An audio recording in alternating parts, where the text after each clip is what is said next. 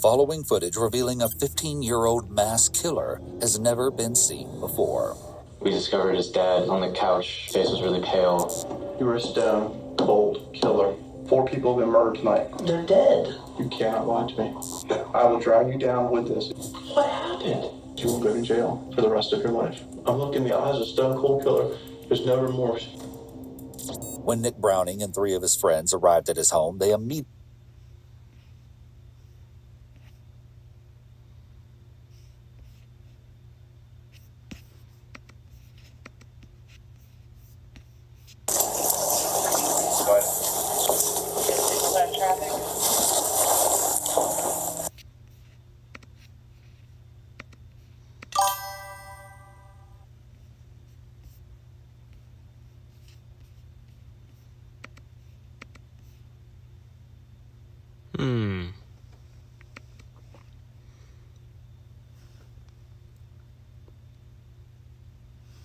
Gotta fucking pee.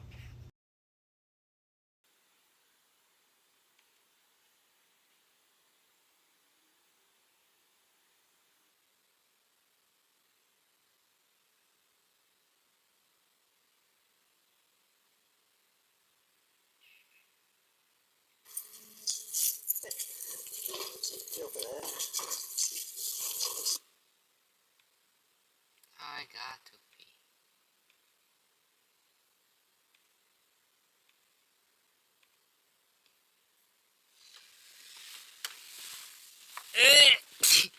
Fuck! That hurt my throat.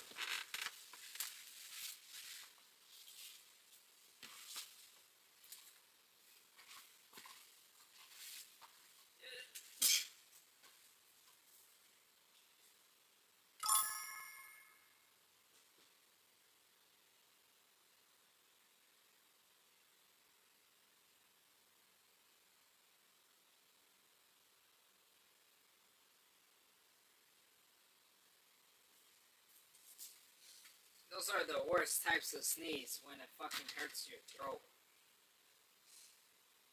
I hate these.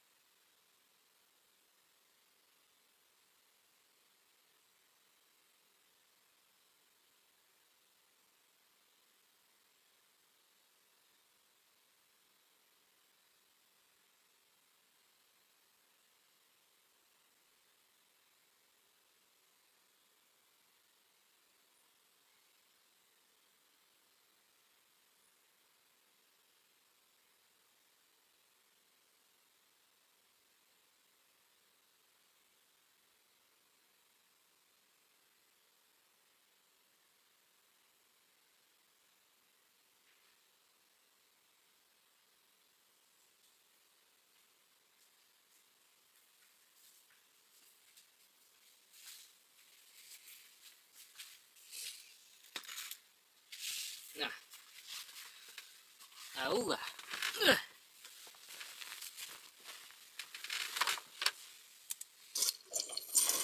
Fit in here? I mean, she's in there. Oh, she's in there. Got control of my character. Police department. Police department. Hi, how's it going? Are you Patricia? No, I'm Rebecca. This is 50-year-old Carol Ray. She lives with her mother, Patricia, and her 3-year-old daughter. Is Patricia here? No, she's not here right now. Okay, I'm just asking because someone was worried they didn't know where she was at. I saw John, and him and her having a little bit of tiff. It was a quite a bit of money. You 24 hours now. I gave her the message yesterday. This made sense to the cops. Carol's mother, Patricia, didn't want to deal with her greedy grandson and decided to move out and ignore him. Or at least that's what Carol claimed, because at this point, police are completely unaware of the horrifying secrets that lie just feet away from them inside the house. And over the course of the next few days, this simple missing persons report would turn into, hands down, the most gruesome and disturbing case that they had ever worked on. And then I get a text message from Carol's mom, but it doesn't read like Carol's mom. My grandma just texted me again. Okay, And there were cops in my house again. My grandma's not at the house. It's clear that you're not telling us the truth. Where is she at, Carol?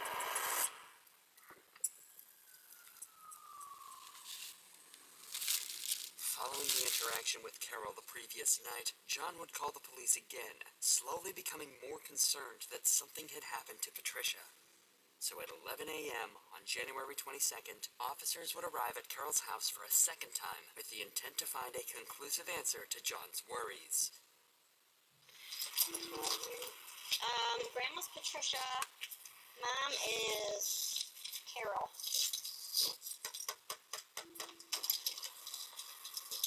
Hi. Are you Carol? Is Patricia here? No, she's not. She's getting her B12 shot or something like that with Dr. Positive. It's not written down anywhere in here? Maybe on, no, she writes it down on with Dr. T on the old calendar. This little girl. This is my daughter, Alice, her granddaughter. Hi. Oh, okay. Does she live here with you? Yeah, we live Your grandma? Yeah. Or your My mom? mother. Sorry. Yeah, she's Okay. been staying over at her sister's house for a couple of days because we did get diagnosed with pneumonia and got home from the hospital. I had diverticulitis that ruptured. Okay. So She's back here though, staying here primarily now? clothes. I mean, all of her clothes and everything are here. She came by yesterday, and she was here not last night, but night before last, and she was here yesterday until about 5 p.m. and pick up her medications. Okay. And a fresh change of clothes and stuff like that. Okay. The only reason we're here is because your children are concerned about your grandma. My son John, yeah, he sent you guys over last night, which I contacted my mother about if she had a fit, and I was going to go down to the Roseville Police Department today about it. Well, there's a little bit of a financial money issue between my mother and my old son John. Okay. And he borrows a loan from him, doesn't repay it. He's got a truck in the backyard she bought him, a car in the garage that she bought him that she took back because he won't pay the insurance on it.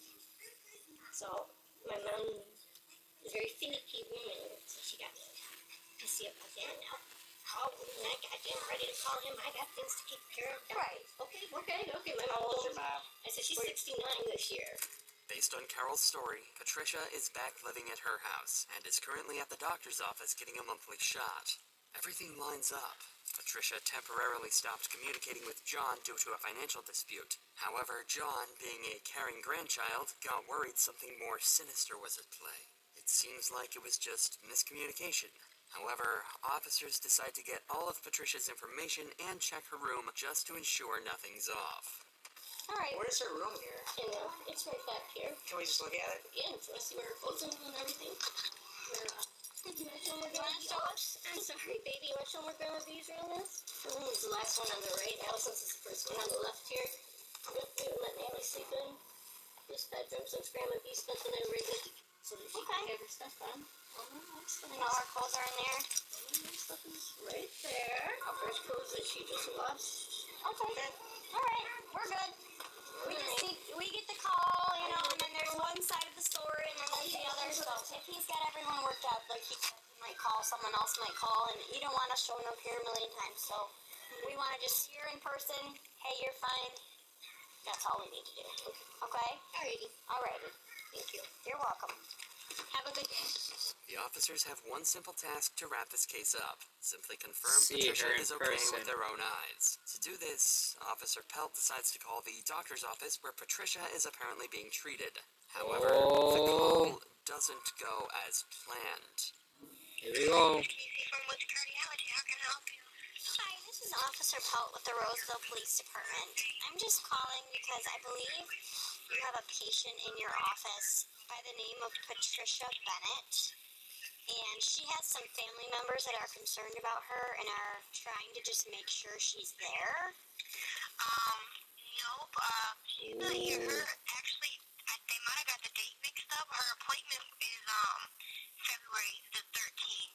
I'm gonna go ahead and ask a couple of my colleagues just to make sure, like, did she come here or anything like that? Is she planning on coming there? Nope, she's not supposed to be in today. Nobody's, Damn. she hasn't come in yet or anything like that, but we can watch out and contact you. Suddenly, things are starting to misalign. John insists that he thinks Patricia is missing, and now the only person living with her is lying about her current location. Something is definitely not adding up, so officers decide to speak to John again to further investigate the strange situation. I just don't get why my grandma would make a Facebook post saying she's at home. You guys show up, she's not there. And that was literally 2 minutes. As soon as you pulled away, she texted my dad that. There may be other circumstances that we're not aware of, or the family's not aware of. I'm hoping I just have a pissed off. So what your expectation is that this woman here is your mother. She really be eating Takis with a blue Gatorade. For months. She's trying to take the money from her that you think is entitled to you? No. Okay, I don't know. Your grandmother, what? Our grandma raised us. Raised you, okay. Okay. So, generally, yes, I'm really concerned Mom's been in and out of her where life. she's at. Right, okay. Our mom was never in her life. And I just don't want my grandma to be passed away and she's collecting, or hopefully she's just hiding her because she's sick. And my grandma doesn't want to know. I really have a pissed off grandma that I'm missing. Or dead. Well, if she's dead, then, I mean, if she's got a body hiding somewhere or is done away with her, I mean, and then trying to collect Social Security or whatever she receives, I mean, that takes some effort. My grandma has fraudulent, Police reports on her. Yeah, police reports on her. When was it done? A couple years ago. A couple years ago? back. Okay. And what happened to those charges? I think my grandma decided to not pursue them Okay. fully, to have, like, to lock her up because that's her daughter, but... I'm not trying to get her in trouble, but I would just keep lying, but, so that's why I'm thinking that nothing's adding up. My grandma just texted me again. Okay. And doing cops to my house again. My grandma's not at the house. John's claims are frankly terrifying. Not only does he suspect his mother of stealing from Patricia and using her money, but he thinks she may have even murdered her. Damn. Accusing your own mother of committing such a terrible act is something officers need to take seriously. Yeah. However, there's That's no evidence to crazy. suggest that Carol had even harmed Patricia, let alone killed her, so these claims feel drastic, unfounded, and premature. Officer Jarabek seems to have felt these claims were over the top as well. Yeah, so he true. would lead John to the station to file a missing persons report. Additionally, he wants to learn about John's history with Carol, and why he thinks she may have killed Patricia. Alongside John would be Carol's ex-husband TJ, who claimed to have important information that could help solve the case. Just gonna record you and I. Alright. So when did you physically last see your grandmother eye to eye? Probably after Halloween, beginning of November, before I went to North Carolina. I came back from North Carolina on Thanksgiving, so didn't see her. Went there on Christmas, didn't see her. I've been calling her and asking her to call me. I need to hear your voice, or have my mom have you call me. I need to hear your voice, or I'm going to do a welfare check. I threatened that a couple weeks ago. Alright, yesterday it just cracked. It finally called me. And now you haven't had any voice contact with her since Thanksgiving? She texted me off her phone or off her Facebook. I know it's not her just because the words they use is not how my grandma talks. When was the last time you saw Carol? Last time I saw Carol, period. Not Carol, Patricia. Oh, okay. I'm like, every time I saw my daughter. yeah, or like Patricia. Contact with Patricia, yes. Yeah, it was around Halloween time. I did receive one text message the other day stating that she was, sorry for holding up Carol. Carol and my daughter were supposed to hang out because it was my birthday this weekend. Came around 6 o'clock, so I texted her. I'm like, what's going on? You know, it's my birthday. We're supposed to be celebrating it and blah, blah, blah. Well, you, Carol, and Allison are supposed to be celebrating it Sunday, your birthday. Right, and then I get a text message from Carol's mom, but it doesn't read like Carol's mom. But it says, sorry, I'm holding her up. signing over the cars and giving her title to house and insurance stuff so she can get that stuff fined Monday. Huh? When Carol types, a lot of times it comes up kind of misspelled. It's because she has glasses and stuff like that. The only contact that you've had with her was from A random message, and she said that she was with my aunt.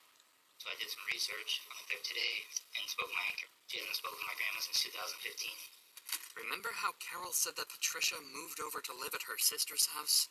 Is Patricia here? No, she's not here right now. She's with us. John visited that house, and Patricia's sister claimed that she hasn't seen Patricia in over 5 years. And she was messaging me today while we were there with the cops, saying that she was home, and messaged my dad that she was home when we know she wasn't there because the cops were there. My dad screenshotted them all and sent me those messages. Okay, can you email those to me? One thing I do know, and I mean, in this type of situation, I would hope it's more true than it is the other, is, I've known, like I said, I've known Carol since I've been 20. I mean, like, bold-faced, like, you can show her, like, here's a picture of you, and I have. Here's a picture of you doing this, and then it's not me. I mean, totally, so she's always been a chronic liar, especially when she's off her meds. Because she does take lots of medicines, longer than I think even when we were together. I mean, I'm sure you can get her a list of medicines that she was taking, but I guess she lost her therapist, so she has not had medicine for the last couple months. Damn. And when that happens, things get kind of wonky with her. Any other conversations? And then calling the house phone, social media, off of Messenger, calling her that way, texting her, nothing. And then on 12th of January, my mom texted me off her phone saying, Grandma B is sleeping, getting over pneumonia here. I was like, have her call me. I need to hear her voice. She never does this. She always calls me. And there's no response. Oh, man. These interviews help clarify why John would go as far as saying Carol had killed Patricia. She's been lying to them for months. Nobody's been able to see or speak to Patricia, and That's she happens to have a crazy. decent surplus of cash that the family has been pulling from. And remember, on top of all of that, Carol lied to police about Patricia's whereabouts at the doctor's office. Yeah. The evidence makes it abundantly clear that Carol's not telling the truth and trying to hide something, and it's likely something horrifying. So police try and visit her house a third and final time, but this time, they are leaving without answers. Hi again. Is she here now? No, she's up at the Liver Cancer Institute getting her B12 shot. That's crazy. Right with you, but where is she at? We're just gonna stop looking for information is lost. The doctor's office that you told us she went to, she's not there. With cardiovascular is where she goes. Dr. Tapazzi is who treats her lymphocytic white blood cell cancer. Not the white blood cell cancer. Okay, because you said she was at Woods Cardiovascular. About to call them right now. What's your daughter's name? It's Allison. Allison. Allison. You should just get conflicting information from. That's a nice balloon.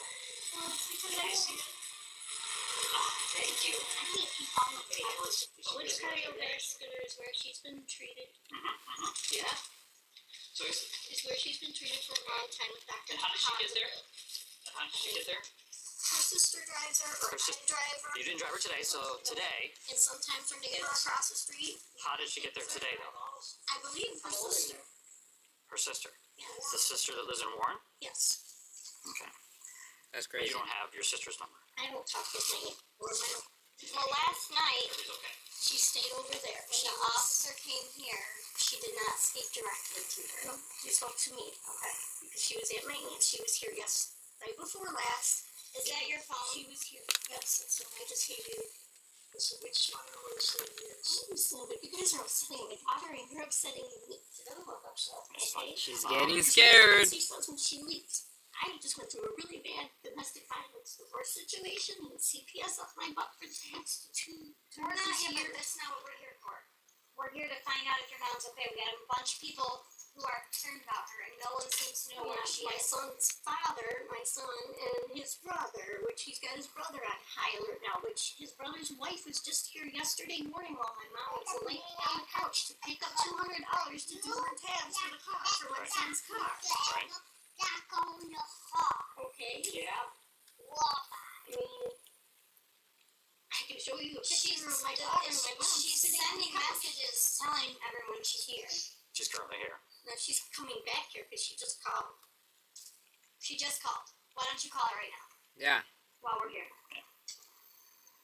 And she's on her way, then shortly we'll be able to resolve this. And turn us back on to her. Yeah. You can see That's them fine. actually. Oh. You want to put on speakerphone?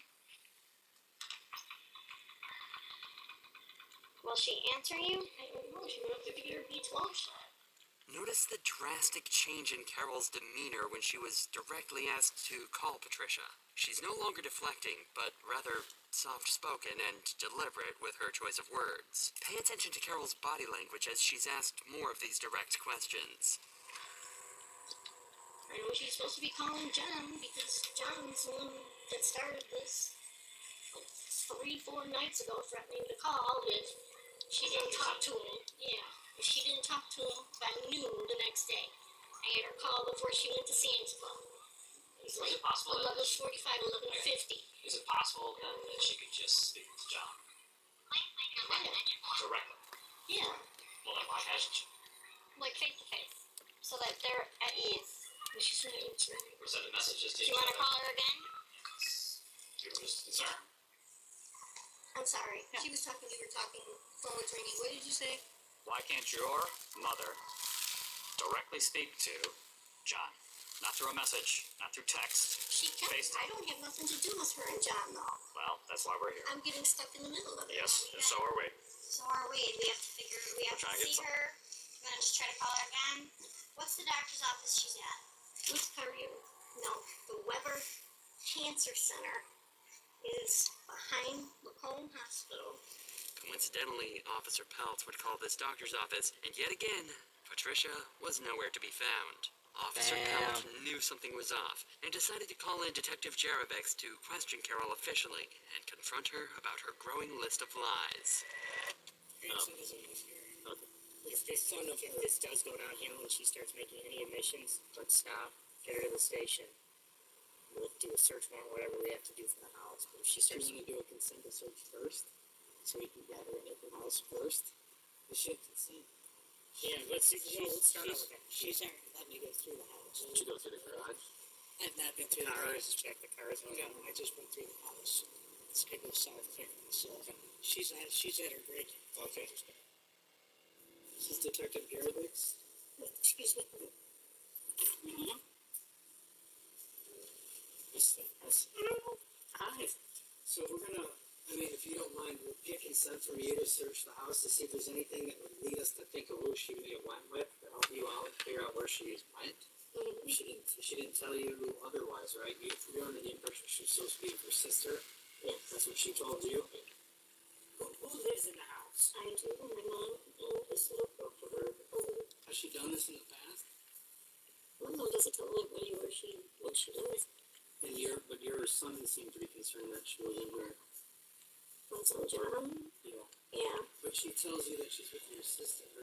That's got me. It's concerning, right? That's got me worried. I'm not worried, but aggravated. She's not answering her phone calls. The people that she says she's with, she's not. Mm-hmm. That's got me aggravated. I won't feel right if I leave this house without looking for anything that points in the right direction. I want to do my job properly and make sure that, and I guarantee when she walks back in this door and she finds out that I searched for her stuff to help try to find her, I'm going to be okay with it because that's what most people would be okay with, correct? I'll open up her bedroom door so you can see her stuff or whatever. I'll unlock the car for you so you can look at it and whatever, or whatever you want to do. I don't want to sign anything and get in trouble. Okay. Thanks. All of her things. Okay. Your mom left. Did she take like a toothbrush, a bag of clothes? Like she was spending the night anywhere? Well, she's a personal family proposal, I think. Yeah, does she normally sleep over people's house without, Well, she does. She did it this time. She has in the past.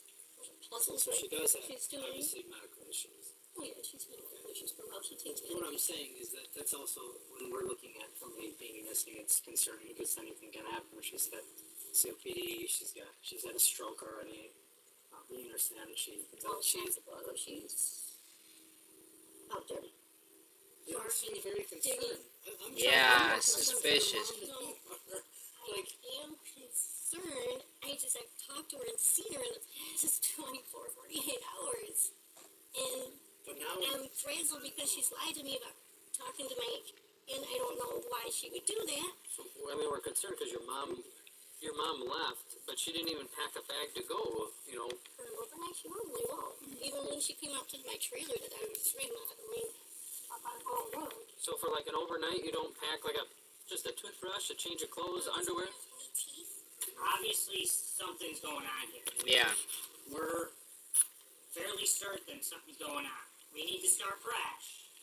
And we need to tell you, we need you to tell us exactly what happened. your story's not adding up. Your story is Okay, adding go up. through it very quickly. You're extremely nervous. Well, yeah, I had the police here last night and today. Carol, obviously, something probably happened to your mother, right? Yo, my hair is You know starting to get something annoying. that you're not telling us. That's apparent to us. We're trained investigators. We know when something. Yeah, bro, I watched.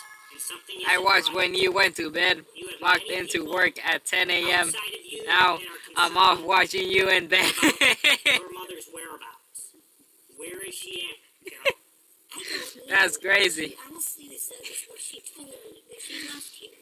The I'm detectives over. haven't cracked Carol yet. I never left the bed. If they can get verbal consent to search the property, they That's may be able crazy. to find clues to further solve the case or get Carol to reveal more information. Now listen to me. You're lying a lot. Okay. I'm now at a point where I don't believe anything you're saying. I've now confirmed another. I'm going to gym right now. Nice, So you bro. need to come clean now. Let me know What are you hitting today? if she's in this house or in your garage, that she passed away from natural causes. Enjoy the whatever sleep. it is, Thank you, and man. didn't want to do anything 'cause maybe you Yeah, I had wake some up early, extra so I go to security, sleep. whatever it I go to is, sleep we'll early. get through it. But right now, what you're doing is you're hiding somebody who's possibly dead. Okay? Absolutely not. Carol, she hasn't been in this house in 2 months, 3 months. She has. She's got dirty clothes in the laundry room. She's got clean clothes hanging right there. What does it have to do with that? Arms. That's, Alright, that's bet. neither here nor there. W. I mean, What's going on? What's going on in your life? her hair that we brushes have to in the be bathroom. Yeah, that's odd because she left for the night. Wouldn't she want to brush her hair in the morning? Carol was caught lying through her teeth multiple times. However, despite all of that, detectives couldn't get the consent to search her property. This leaves them in a tough situation. It's clear Carol need is a warrant. lying and hiding Patricia's whereabouts, but with no solid evidence, they can't be certain of Carol's involvement in the disappearance. But luckily, the police had a trick in mind, involving Carol's current boyfriend, Ricky. Since Ricky has been living in the house with Carol, he has the authority to give consent to areas of mutual access. In this Damn. situation, that allows officers to search the majority of the property despite Carol's objection to the search. As long as Ricky doesn't have any involvement in Patricia's Aye. disappearance, he would have no reason to object to a search of the property. Sounds like I clock in at 8:30, Okay. off at 3 a.m. Damn. A lot of talk with you. Detectives? Yeah. I hope you get paid extra. They'll talk with you.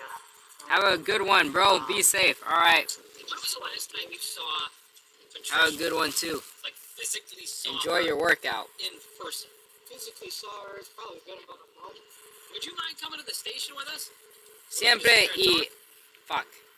It's just about Se We're trying to find. We want to find Patricia, but se puede y hagas teniendo un buen día. how long you got? she's lied Siempre y hagas teniendo un buen día. Sí, because she's the one that told me that she was at her sister's. tení un buen It día. seems as though Ricky has no idea of the crimes. Pienso. More importantly, he would agree to a search of the property, granting them access to most of the home. If they discover Me está anything matando de serious, la they'll need alergia. a search warrant to investigate it further, but a cursory look around the property is now fully legal. They begin by searching her backyard and car. Why does the audio sound like that? Fuck. They begin by searching her backyard and car. Why does the audio sound like that? Fuck.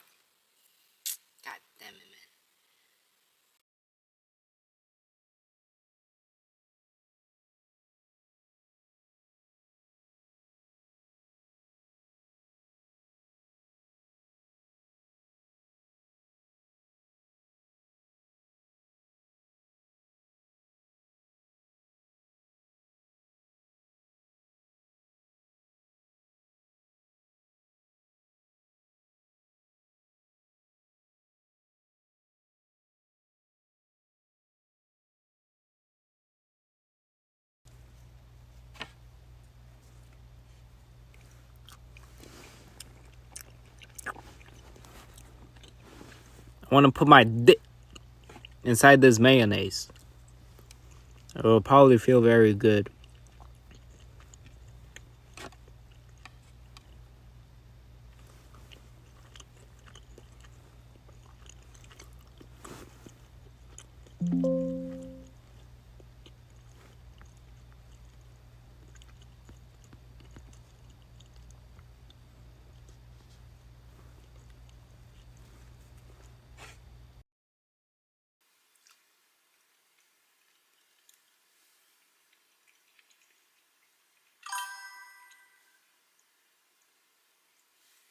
Mi mami chula. Mi mami chula.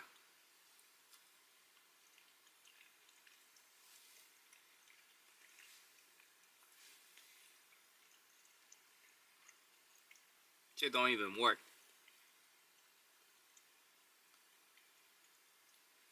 I'm gone forever. Wait, what? I'm back. Good. Oh, bounce with it.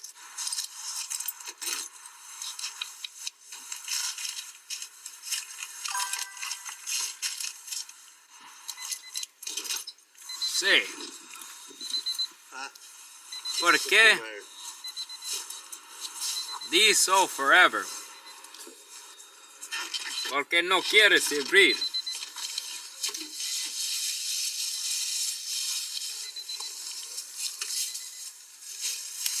After coming up empty in the backyard, they check the last remaining spot. Carol's garage. Sí quiero. Friends here. I want. Just want to look up here.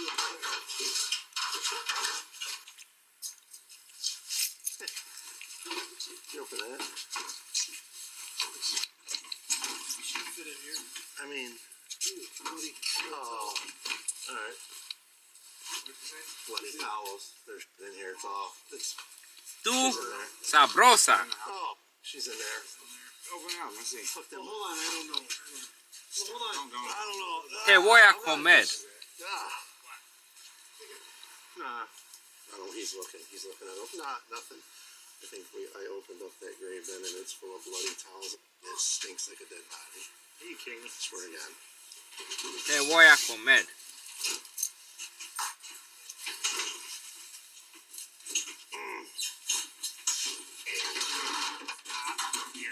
Search warrant. Huh? For what? If it's in there. Te voy a limpiar. For what? If they're searching for the body. Yes, if there's a bloody pillow in here inside. Yeah. Oh, hell no. Where? There's a body. Okay. Close back. Sure. I'll go get this thing up there. Somebody said he was back here. He needs to. Everybody needs to. That's a boyfriend. He just showed up. We've been looking for him.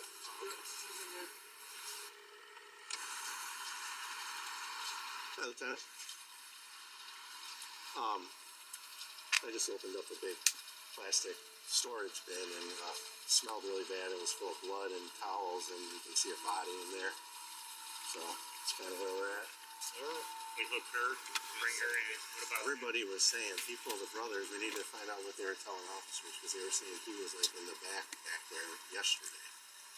It was coming and going. Somebody noticed. There is still moisture on the top of that. I open it, there's still moisture on top, so that's not been in there long. And they were somebody hell over no. there.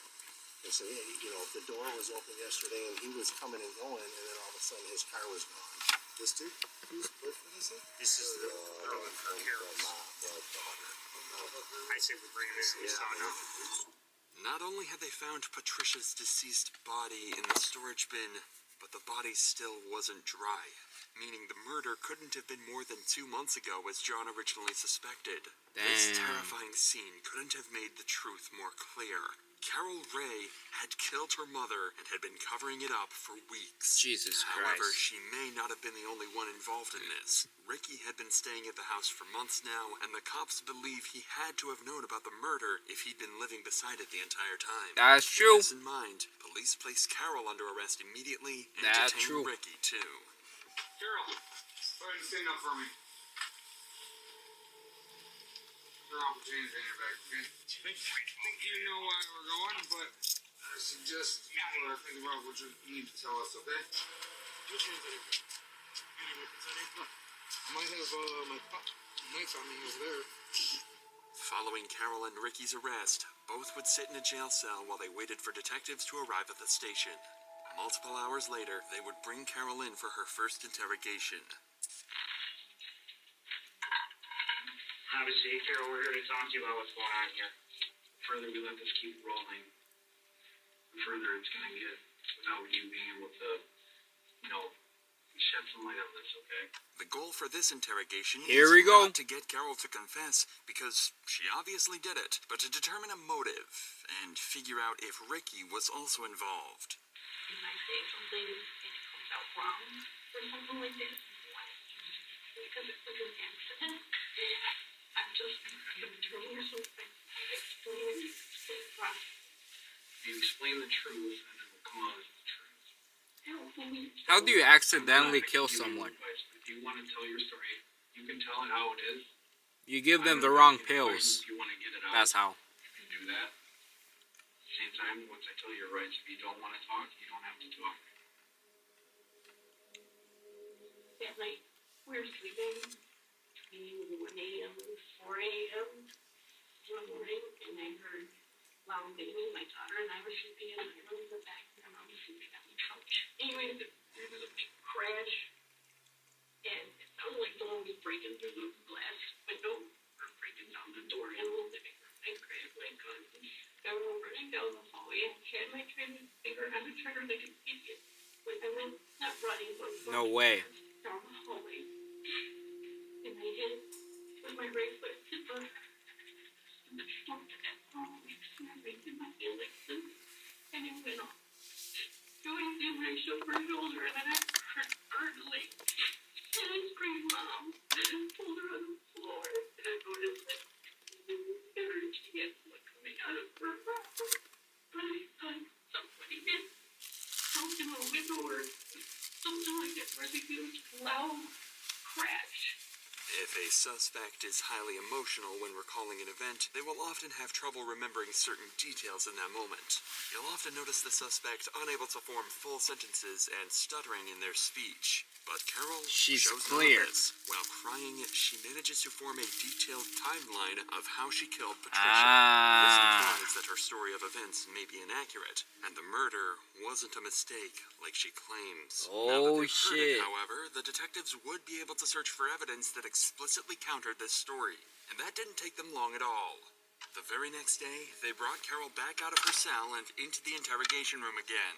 Throughout this interview, see if you can spot the information that the detectives found specifically for this conversation, and watch how they use it to break her story apart. Going off of what you said yesterday, I know that you're walking down the hallway, if you heard a noise, get the gun in your hand, the Ruger. You're walking, the owl was right there, you tripped. The gun, you used your finger on the trigger, and the gun went off, correct? You saw your mom bleeding, and then, I thought you said you saw coming out of her mouth. She ran away. I went on and it freaked me out, and I dropped it, and I screamed out, and I don't know about her. Shoulders, all her name. All her name. And she was just back. And it was gurgling sound. And it was strictly not in my mouth. The cops are clearly trying to come across as understanding and compassionate to Carol, but if their main goal was to make her feel comfortable, they wouldn't have sat her in the corner of the room and positioned themselves between her and the door. They want to eventually make her feel so cornered and pressured that she lets go of the truth. So for now, this nice guy demeanor is a complete act for the detective to build rapport, as he tries to get her to talk as much as possible. So after that happened, Yo, these strategies are awesome. Now, obviously my concern is kind of understand how she got there, but you gotta explain to me, because to me it seems like your back and everything, like you can do this by yourself. So can you walk me through, obviously, panic, everything's in, you're freaking out, and it's your mother you love, right? And so, baby was waking up, okay, kind of walk minutes after all that happened, let me ask you this, was Ricky there that night? I don't think he was always Ricky. You don't have to even know if you want to. Remember, an important part of this interrogation was to figure out if Carol's boyfriend Ricky was also involved to any extent. Oh, yeah. At the moment, Carol is claiming that he wasn't on the scene at all, as they'd recently had a number of arguments. The cops would have a chance to interview him later on, but for now, there's one question regarding him that they just can't seem to get their heads around. Cynthia, so Allison was leaving with you. Ricky wasn't there. Gun was off. Here's the baby waking up. What happened? Did you leave your mom on the couch? Did you move her somewhere else?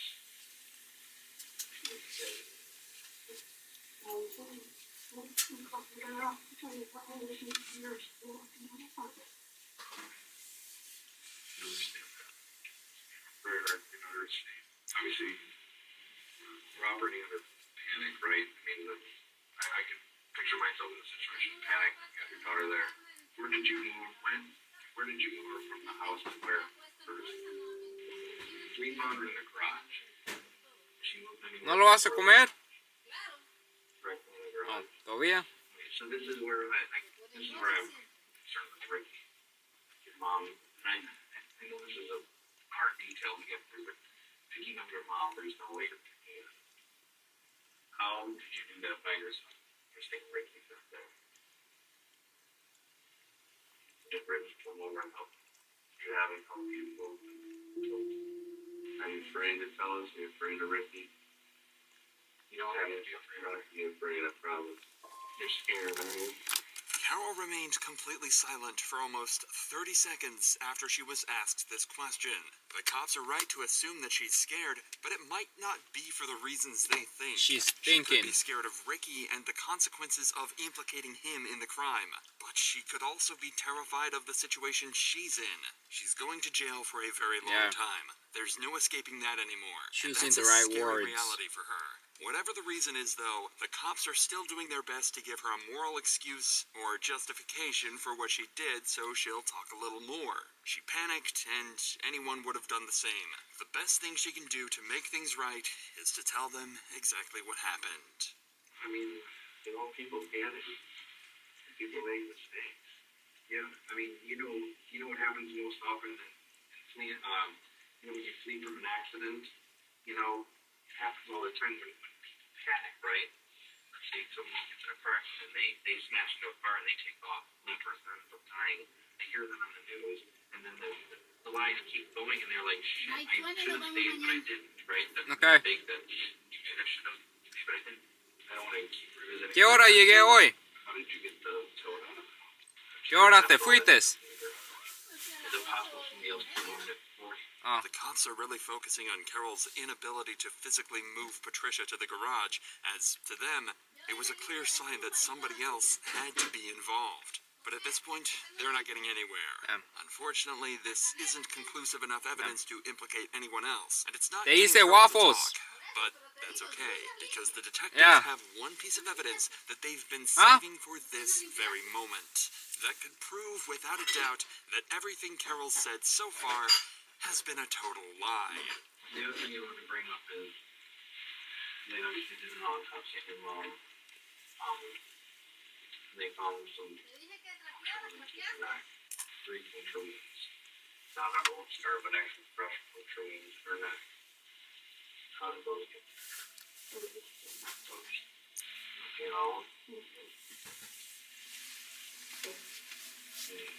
Never anything after the fact. Not saying you were killing her, but you know what I'm saying? I'm saying, I don't know, maybe growth and maybe if she was suffering or anything like that.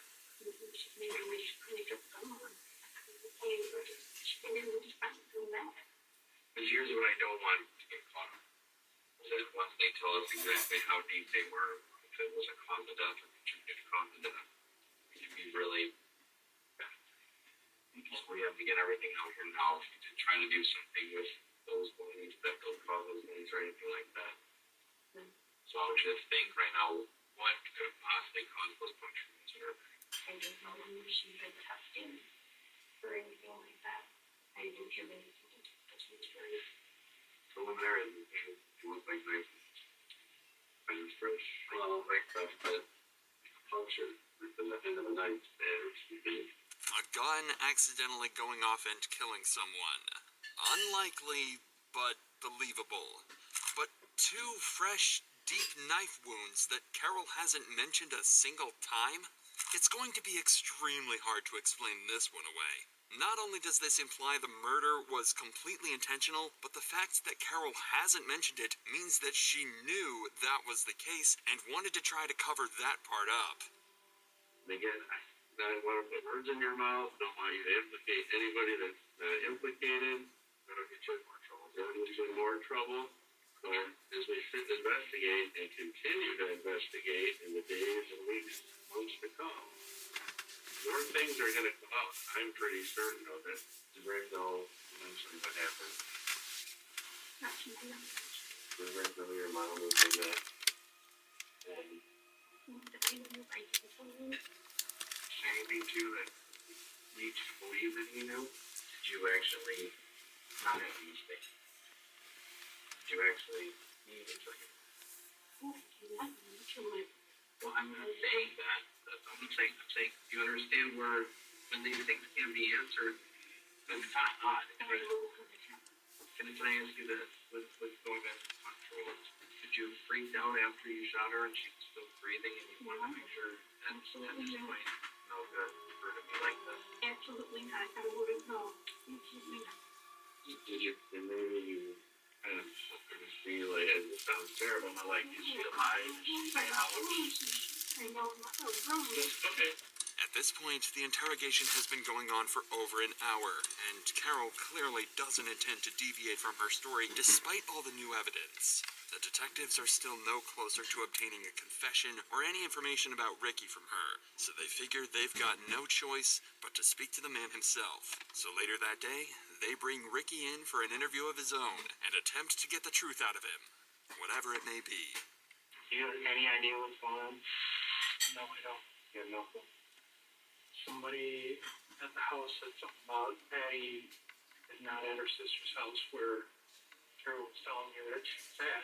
When was the last time you physically seen Patty? You guys call her Patricia? Yeah, Patty, Patricia, and I'm gonna call her Patty. I physically seen her about, I think it was like a month and a half ago. It was before Thanksgiving. How often do you stay at the house during this? Every day. I've been there except for, it was like the 8th and 9th from home. My mom's house. So you've been staying there every day? Yeah. Already, Ricky is being much more open and giving much better answers to all of the detective's questions. He also seems exceedingly calm and as though he's just trying to help the officers out. Right now, he definitely isn't coming across as a murder accomplice or blackmailer, but there's still plenty of time for the cops to catch him out. What about Carol? Does she work? Does she have a job? Does she go anywhere? What does she do with most of her days? Most of her days, keeping Allison busy, cleaning the house, doing what she can. She needs some major surgeries. Any financial issues with you or Carol or Patty or anything? Nothing. Carol took care of the bills. You know where she has the money to? She's not working. Then she said she had a joint bank account with her mom. Carol been acting strange or suspicious to you or different? She's bipolar, so I always said that she was the world's greatest actress because I can't tell when she's being sincere or not. That's different than bipolar. They're impulsive affairs, and I've been caught by her webs before. I've been telling her she's been feeling more distant. Ricky, I mean, I don't really necessarily know you, obviously, but you seem pretty nervous to me. What's going on? Is there something you're nervous about? I'm not nervous about anything. Where did you sleep? Mostly in the bedroom. Carol's bedroom. Where did, sometimes on the couch. Where did Allison sleep? Mostly in her bedroom. Let me ask you about the garage. You ever go in the garage? Yeah. Ever? Hardly ever. When's the last time you think you were in the garage or on the Congress? I've think we went to go look for a screwdriver. Jeez, I mean, I think it was early December. It's been 4 weeks. Did she have you go and look for her? No, she's been with me. Compared to Carol's interrogation, this one seems extremely laid back and relaxed. It feels as though there's a big chance Ricky genuinely just doesn't know what's going on. However, the cops do pick up on the fact that he's a little nervous. He's finding it hard to look the detectives in the eyes, and he seems a little soft-spoken. So, to clear things up fully, they decide to put the pressure on big time to see if he breaks. Ricky, we had a problem. We had a real big problem. You know what it is. The strategies. I think you need to be honest and upfront with us. So we're going to give you the opportunity now. Tell us what really happened. That's what happened. What happened? What I told you. I'm not talking about the little details we've been asking. I'm talking about with Patty. Patty, she's been at her sister's house as far as I know. We know Patty's deceased. Patty's got a gunshot wound to her. And she was found in a tote in that garage. Tell us everything you know so you don't complicate yourself anymore than history. Because here's the thing, Ricky. There's investigative tools we have. We're going to find out exactly when she died, where you were when she died, which I'm betting you were in that house, and you know exactly what happened. I mean, I have a problem, Patty. I'm not saying you had a problem with her. I'm not saying that at all. I'm saying you know something. I don't know anything. I swear. You don't know this woman, Carol. She has fun with my head.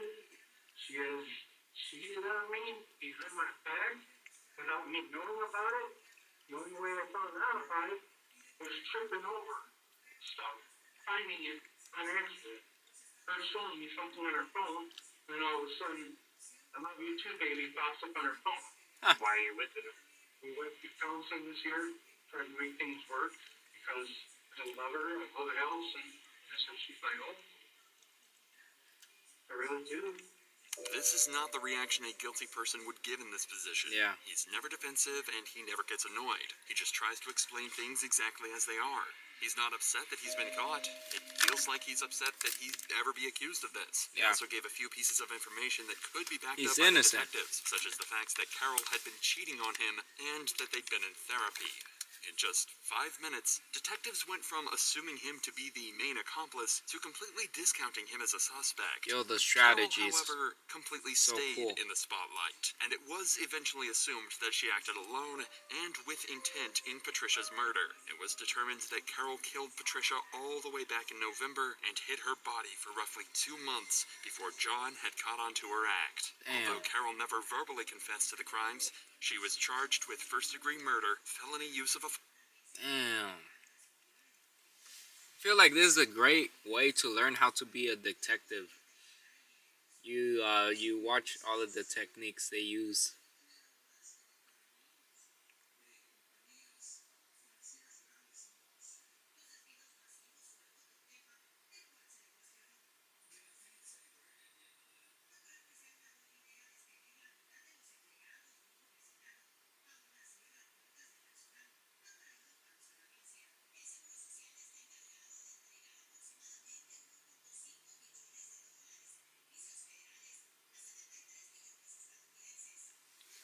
The strategies.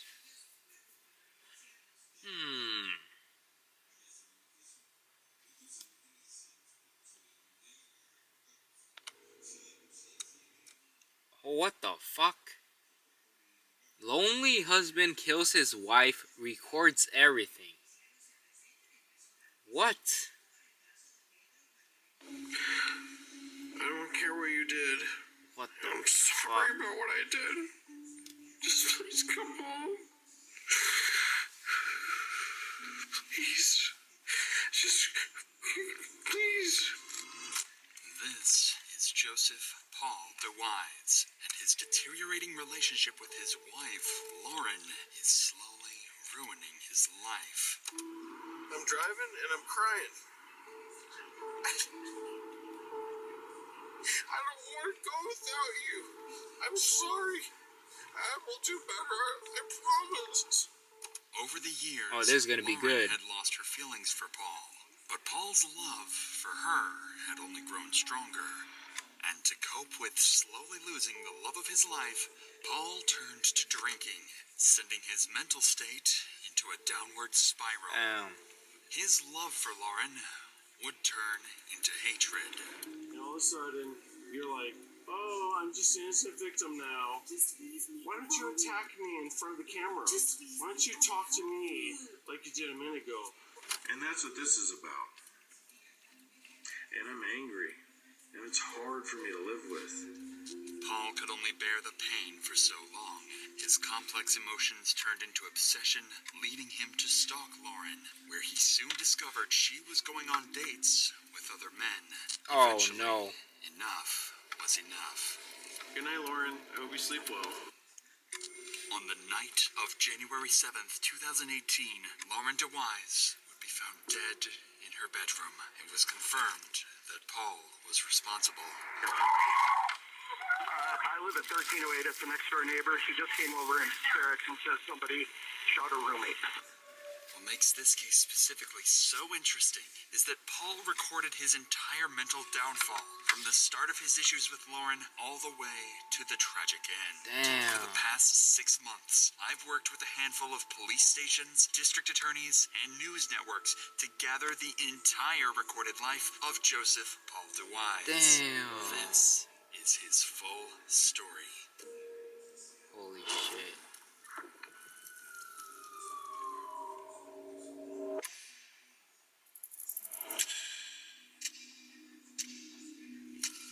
This was a letter to Lauren, written by Paul on July 24th, 2017. How It does indicates one the first fall? real sign of Paul and Lauren's relationship problems, but also Paul's dark tendency of self-hatred. I have no excuse for what happened last night. I am a very bad person for you right now. I hate myself. I do not deserve you. I have no reason to be loved by you or the kids. I ruined everything. You deserve someone way better than me. Paul wrote this letter just hours after a heated argument with Lauren, where he lost his temper and screamed at her, all in front of their 3 children. This was likely one of many arguments that took place in the home, because after this incident, Lauren would leave their home, stating, "I'll only return for the kids." Looking at the letter, it's clear that Paul felt immense guilt for screaming in front of his children, perhaps even more than most would. And there's a very good reason for that. In his journal, Paul would often write about growing up in an abusive household. In one entry, he described walking in on his father screaming and choking his mother, her face turning purple from the strangulation. Perhaps Paul felt he had followed in his father's footsteps by becoming aggressive towards Lauren in front of their children, something that likely embarrassed him. But instead of apologizing for his outburst, he chose a different path. He would begin manipulating his children, convincing them that he had done nothing wrong, even going as far as recording these statements to show Lauren later on. So how do you feel about what happened with Lauren? I'm angry and sad, and I don't know. I'm upset. This is I'm so mad. weird. I don't understand. It's overwhelming. The only damage that I feel that has been done by, is honestly Lauren. I mean, everything was fine until she decided that she wanted to do what she did. Was it my fault? Was I a bad husband to Lauren? It feels like he's holding them, pointing a gun at them. You, Jill, and Anna now? Why? Because Mama This is wrong to do. Lauren had moved out of the house, and Paul's attempts at manipulation only pushed her further away. In turn, his abandonment issues worsened, spiraling into paranoia over the thought of Lauren falling in love with someone else. There are numerous examples of Paul's paranoia, but certain examples are particularly notable. One thing Paul would consistently do over these years was send relentless barrages of text messages. They would usually start out in a calm, collected way. I respected you, and so did the community. Now you are someone else. You aren't building love in the family anymore. Mostly insecurity, and frustration, and sadness. But would quickly spiral into unintelligible rants of self-hatred and aggressive accusations. Now I am depressed again. How can you not care? How can you make me deal with this by myself? Why won't you save us? I'm sick again, and my counselor had to cancel. I am a pathetic piece of crap now. I am completely alone. My life is ruined. My money is gone. My body is broken. My wife doesn't care about me except to hurt me. You are abusive. You. I'm crazy now. Great job. Always ending with some type of accusatory comment, likely to make Lauren feel guilt over not being there for him. Another thing he would regularly do was contact people in Lauren's life. One notable example would be towards Lauren's female co-worker, who Paul suspected to be bisexual. I would appreciate it if you would stay away from my wife. You are not a good influence for her. Oh, hell She no. is acting like a single woman. I don't not trust you as I reached out to you, and you ignored me. My wife needs family-oriented friends, not friends that married people and aren't friends enough to help in crisis. Paul's messages to Lauren and her friends continued for months, growing increasingly emotional over time. But Lauren would rarely respond. Reading his diaries, it's clear this deeply upset Paul. He felt like he was losing the woman he loved. Desperate for a reaction, he soon turned to sending her videos instead, hoping that would finally grab her attention. I don't care what you did. I'm sorry about what I did. Just please come home. I don't want to restrict his feminine self. And I love you. Please. Just fucking please. Please. I work 2 jobs. I'll do anything. I won't be here. I'll be working all the time. Just come home. Please. Please come home. I'm sorry. I'm sorry. I was so angry. I have a new perspective now. Paul's emotional swings indicate a deep fear of abandonment, likely stemming from his childhood. With Lauren, he was angry and controlling. Without her, he was desperate and self-pitying. When she responded, it would briefly ease his distress, but unfortunately for Paul, Lauren would stop responding altogether. On November 14th, Paul's worst fears of abandonment would come true. He would discover clues that Lauren had started going out again. And later that same week, he signed up for VSync GPS tracking services and registered her phone to the system. Oh, hell no. Paul would start stalking her. He would take pictures of Lauren and the various bars she would go to and store them away to confront her with later. Oh, hell no. But on November 14th, things took a dark turn when, while stalking her, Paul discovered Lauren in her car with a co-worker named Kevin making out. It seemed to confirm his deep fear of being abandoned as he stood there watching it all unfold. Kevin would eventually leave the vehicle, allowing Paul to rush in and let Lauren know he saw everything that just happened. He'd pull out his phone to record, but would only capture a few seconds. It was an accident. I'm sorry. Paul would go on to take Lauren's phone, texting Kevin an array of angry messages. However, eventually, Lauren would escape the situation. Approximately 22 hours after this had taken place, Paul would find Lauren with a different man, Brian. The two were simply co-workers, but Paul wasn't going to take any chances. So again, he would go up to the car, this time confronting the man instead of Lauren. This man had absolutely no intimate relationship with Lauren, so he retaliated against these claims, even punching Paul in the face.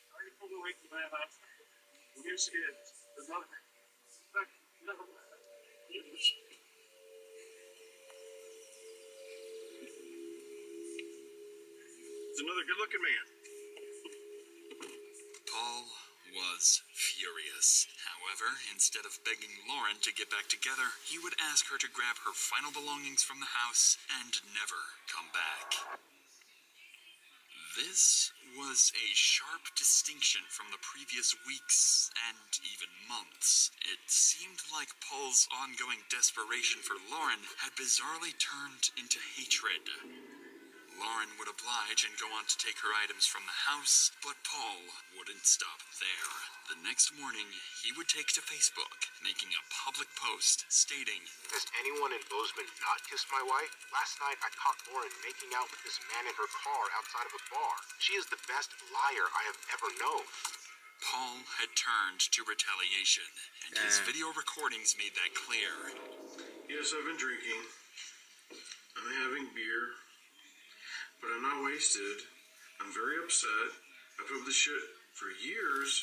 I didn't realize it because I was blind. And that's what this is about.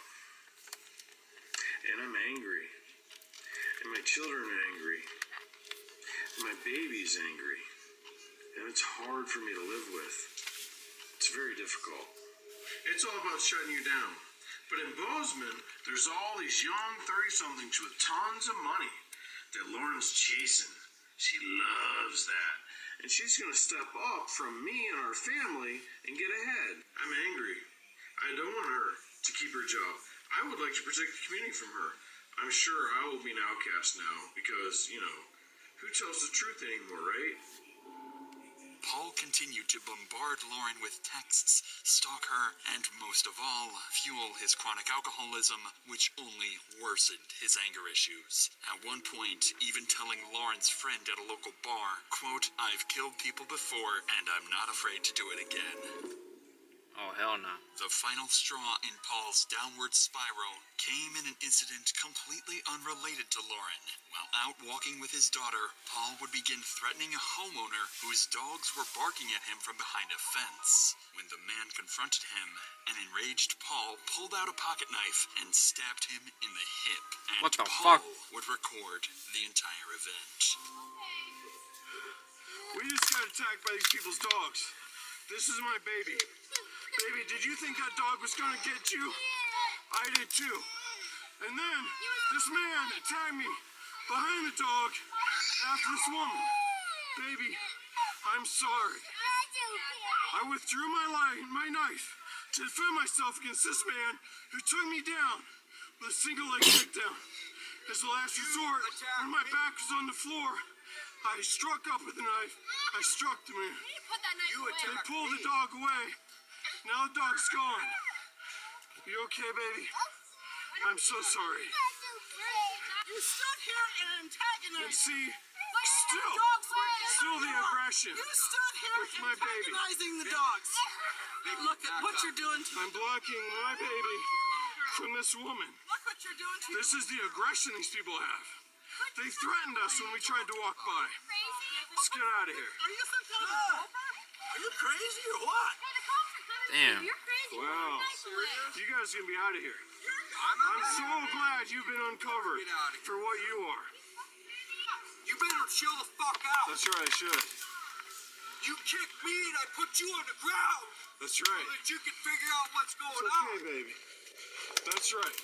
Yo, this is Don't insane. run away. Threaten me and fucking cut me. Drop the knife.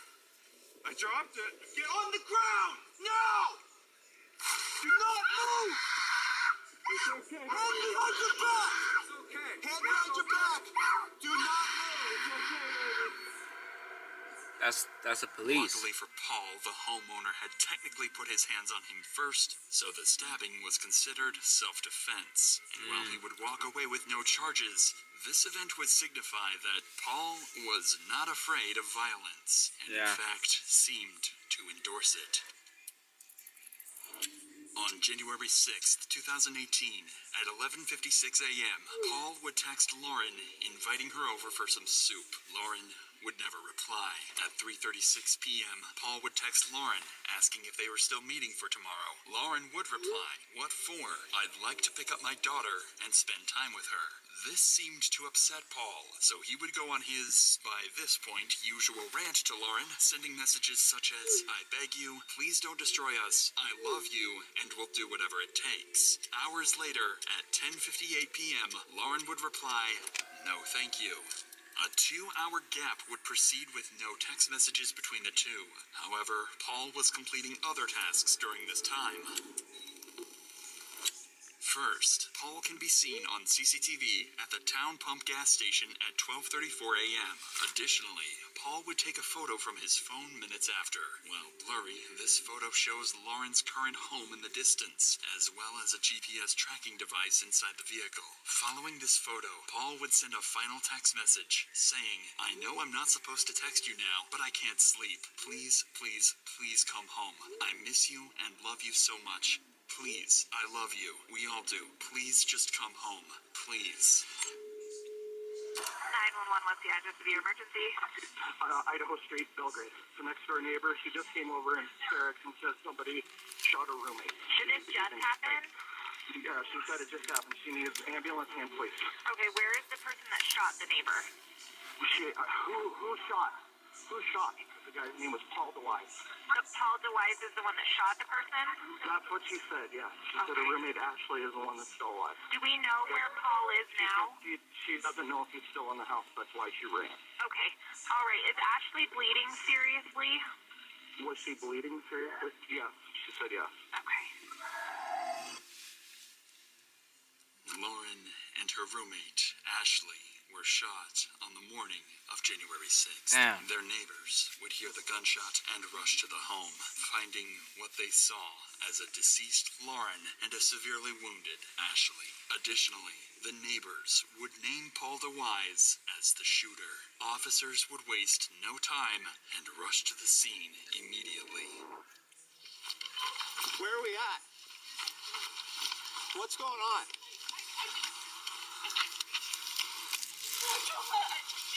Last night, and I just came in and I saw that my back door had been broken in, so I went to the back and I could see footsteps in the snow, so I ran up to my room to see if my roommate was okay. I have 2 roommates. Okay. One of them is dead, and the other one is in her room and she's still alive and she needs help, and I ran because I didn't know if he was still in the house. Okay, so you don't know if there's somebody else in the house? I don't think so, but I don't know. Okay. Lauren looks like she's been a while, and Ashley's asked me for help and I ran. Okay. Is this door open? Yes. Okay, so we have 2 people upstairs. Is that what you're telling me? Okay. But we don't know if there's anybody else in the house. Is that correct? Okay. No, Ashley. Okay. One apparent dead, one still alive. She said I ran out as soon as I saw that. I have no idea if there's still anybody else in the house. Okay. So this is open. Okay. Here we go. Snow leading up here. Okay. Ready? Yep. Belgrade Police! Police Department! Anybody inside, come out! Going this way. Okay, I got stairwell. Police! Sergeant 3 Joseph. Where are you at?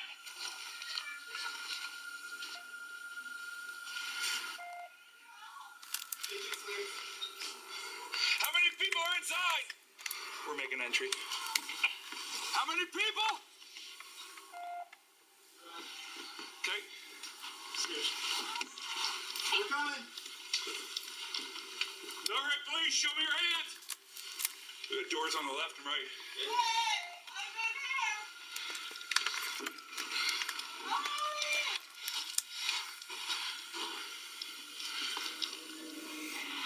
Police!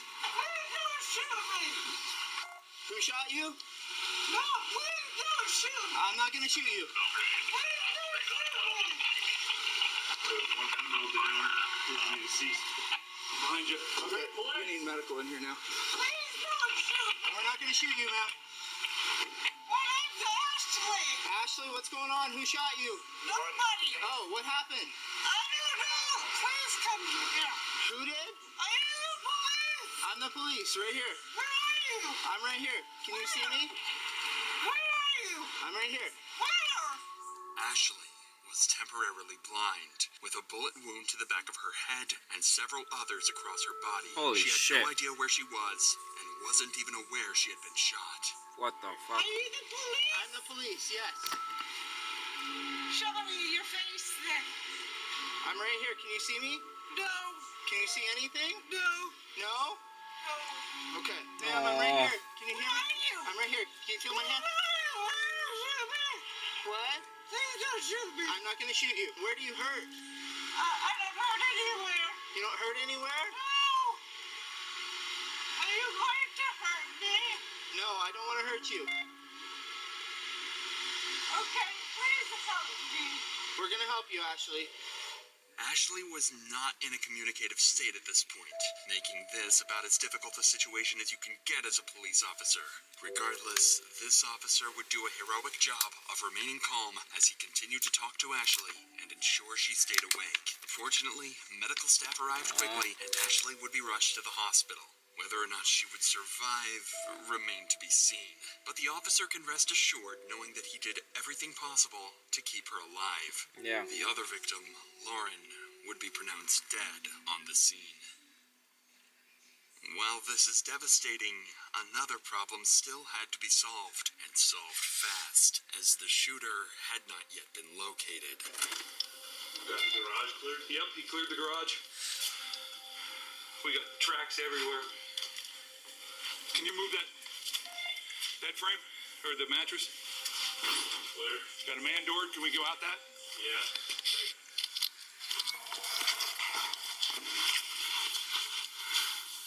Clear. We're clear? Is there tracks going over the top of the fence or anything? No. Negative. How about this way? There's tracks going around that way. Okay, is our gate open? The house was clear, meaning whoever killed Lauren had fled immediately. And while he may have gotten away, several clues would be left behind. The most obvious being a trail of bloody footprints leading from the east side of the house over to the back door. At the time, this was a small, irrelevant detail. However, this would become one of the leading pieces of evidence to solve the case later on. By nothing short of a miracle, Ashley would survive the brutal attack. Yay. She would undergo multiple emergency surgeries, fracture treatments, and blood transfusions. This was a blessing for not only Ashley and her family, but for the detectives working on the case. Because if Ashley could recall what had happened and who shot her, solving this case would become a whole lot easier. But before we dive deeper into the case, let me tell you about today's sponsor. Bro. You was to help her recall crucial details about the incident by asking specific, targeted questions, in hopes of triggering memories that might have been buried due to the trauma. So obviously, you know we're here to talk to you. Yes, I do. And I know this is kind of a tough question, but can you tell me, do you remember anything at all? When I got shot? Mm-hmm. No. No, I do not remember being shot at all. Well, yeah, you're a lucky gal, but everything that I've heard, you're a fighter. It's a miracle I'm alive. I thank God every day. It's really a miracle. It is. The detective would continue asking questions for another 30 minutes, but unfortunately, Ashley was unable to answer anything whatsoever. Again, officers were left confused as to who this killer was and why this happened in the first place. Due to the lack of physical evidence, detectives decided to talk to more witnesses in order to determine a primary suspect. Audrea, the neighbor who called for help, had reported Paul as the potential killer during the 911 call. So with this in mind, officers decided it was imperative to speak with Audrea to better understand why she would make these claims. And she would waste no time letting officers in on Lauren's abusive relationship with Paul. We went golfing once this summer. Okay. Well, she actually worked out at my gym. I'm a personal trainer at Big Sky Barbell, and she had come in one day, and I saw a bruise on her, and I remember saying, "Dude, what happened to your leg?" And she said, "Oh, I just ran into something." And I said, 100-mile-an-hour softball? What happened to your leg? She just dismissed it. A couple months later, we were golfing, and she said, they'd lived here about a year, and she said, I can't believe I've never told anybody this, but I think I need to leave Paul. He beats me all of the time. Mm-hmm. And I used to contact me every day. And one day would be, you ruined my life, to, I can't believe you're helping my wife, to, I'm so sorry, this is all my fault. This has nothing to do with you. You did nothing wrong. I mean, he's got a schizophrenic chain of messages that I never responded to. Anyway, yesterday, it's actually been fairly close. She went over to his house for their daughter. They have a 3-year-old daughter. She turned 4 on Audrea was well aware Paul was an abusive and psychotic husband prior to Lauren's death. Based on Audrea's claims, her suspicion of Paul's involvement would only grow stronger. I left last night around 9. She had just gotten out of the bath, and she actually said something to me like, I'm just so happy here. I feel safer than I felt in years. And I remember leaving. I left around 9:30. And I got home this morning. Got home early. And when I walked in, I looked down, and in my back door frame, 2 pieces of wood were laying on the floor. And I ran upstairs to see if Lauren was okay. She was not okay. I literally, the door had been propped open, and she always slept with it. And it was open. I walked up, and I could see her laying there, so I didn't walk it all the way in her. I just looked at her and was like, it looked to me like what was dead when I was there, but I didn't even, Ray went to gunshots because he has, like a bicyclist pulled him over and cut him off, got close to the traffic once. He pulled him past all the bicycles. He pulled him past Lauren. And of course, he got banned from Airbnb. He pulled his Airbnb gas. Yeah. Based on Ashley's claims, Paul was not only an abuser, but also notoriously threatened people with the same weapon used to kill Lauren. It was becoming more and more clear that Paul was who detectives ultimately needed to speak with. Safely getting Paul to the police station for questioning was something that needed to be done with extreme precaution. Whoever killed Lauren was armed with a .22 caliber pistol, and if Paul was responsible, a dangerous scenario could occur if police contacted him directly. So, in order to safely secure him, officers devised a complex plan for his arrest. Paul's house would be heavily surveyed the day of the arrest. The moment Paul left his house, the surveillance team would notify the arrest team of his direction of travel. In order to leave his neighborhood, Paul would have to exit either to the west on South 19th Avenue or east on South 3rd Avenue. Units would be blocking both streets, and a high-risk felony stop would be used to take DeWise into custody. With this plan, officers were granted an arrest warrant for Paul, and immediately the operation would go underway. At 9 a.m. the next day, Paul would exit his house in his Chevrolet Suburban. He'd turn west onto South 19th Avenue, where an officer would be waiting for him, and quickly pull the vehicle over.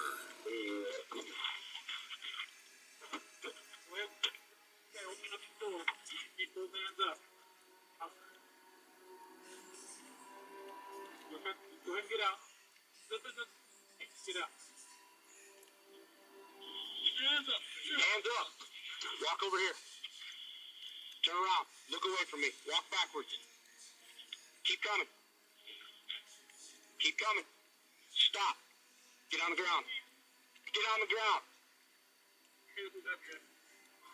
Do not move. Do you understand me? Take him to the back of my car. All right.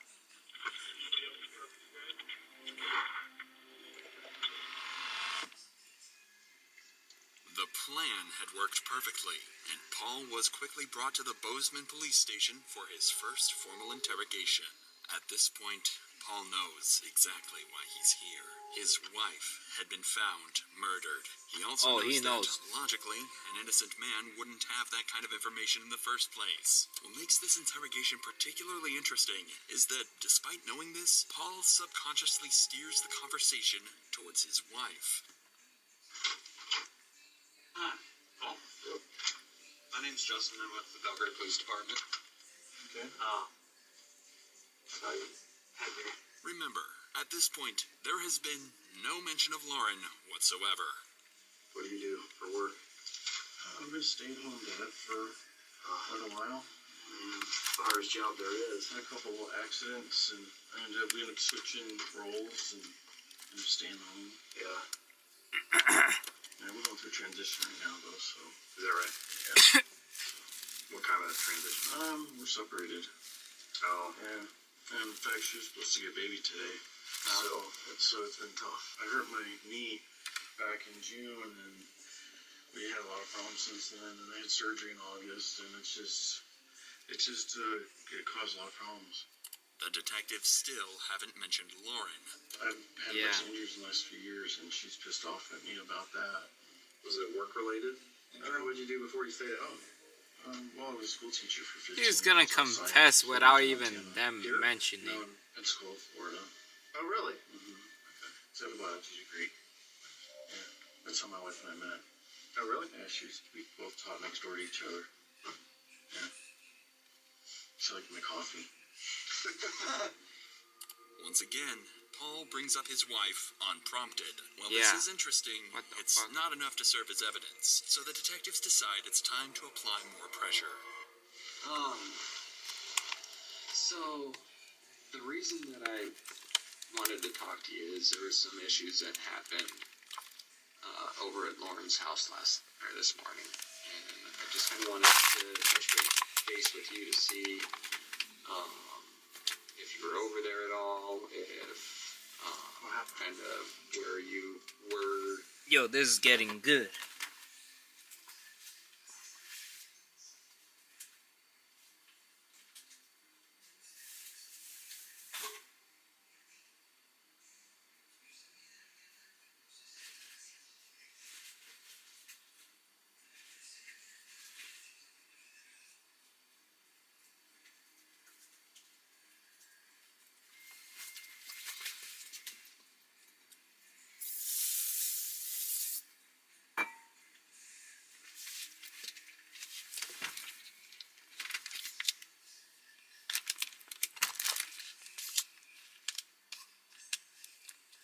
Bro is gonna rat himself out. Bro is literally gonna rat himself out. That's crazy.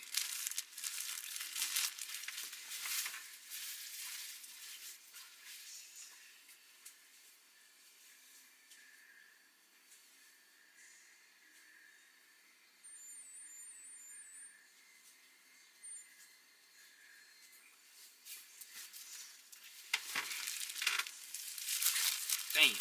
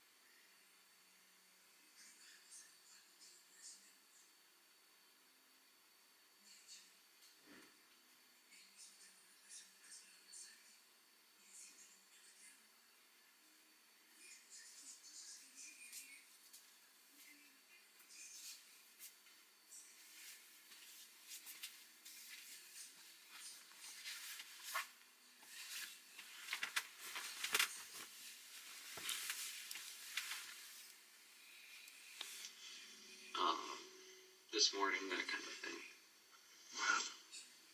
Well, someone broke into the back door of her place. And so, from what I understand, you guys were separated and working on a divorce. And that's kind of where we're at. Sure, right? Well, not really.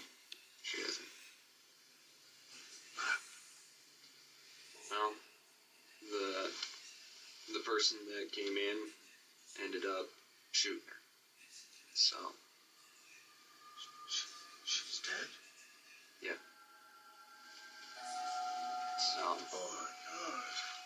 So that's why we're talking to you, because you guys are going through a divorce, and from what I understand, and that's, we need to kind of figure out what's going on.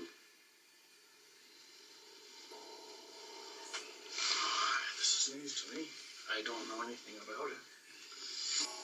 Well, let me just say right off the bat, regardless of your relational issues, I understand. I love her. Lauren's very important to you. And I'm so sorry that you're going through this right now.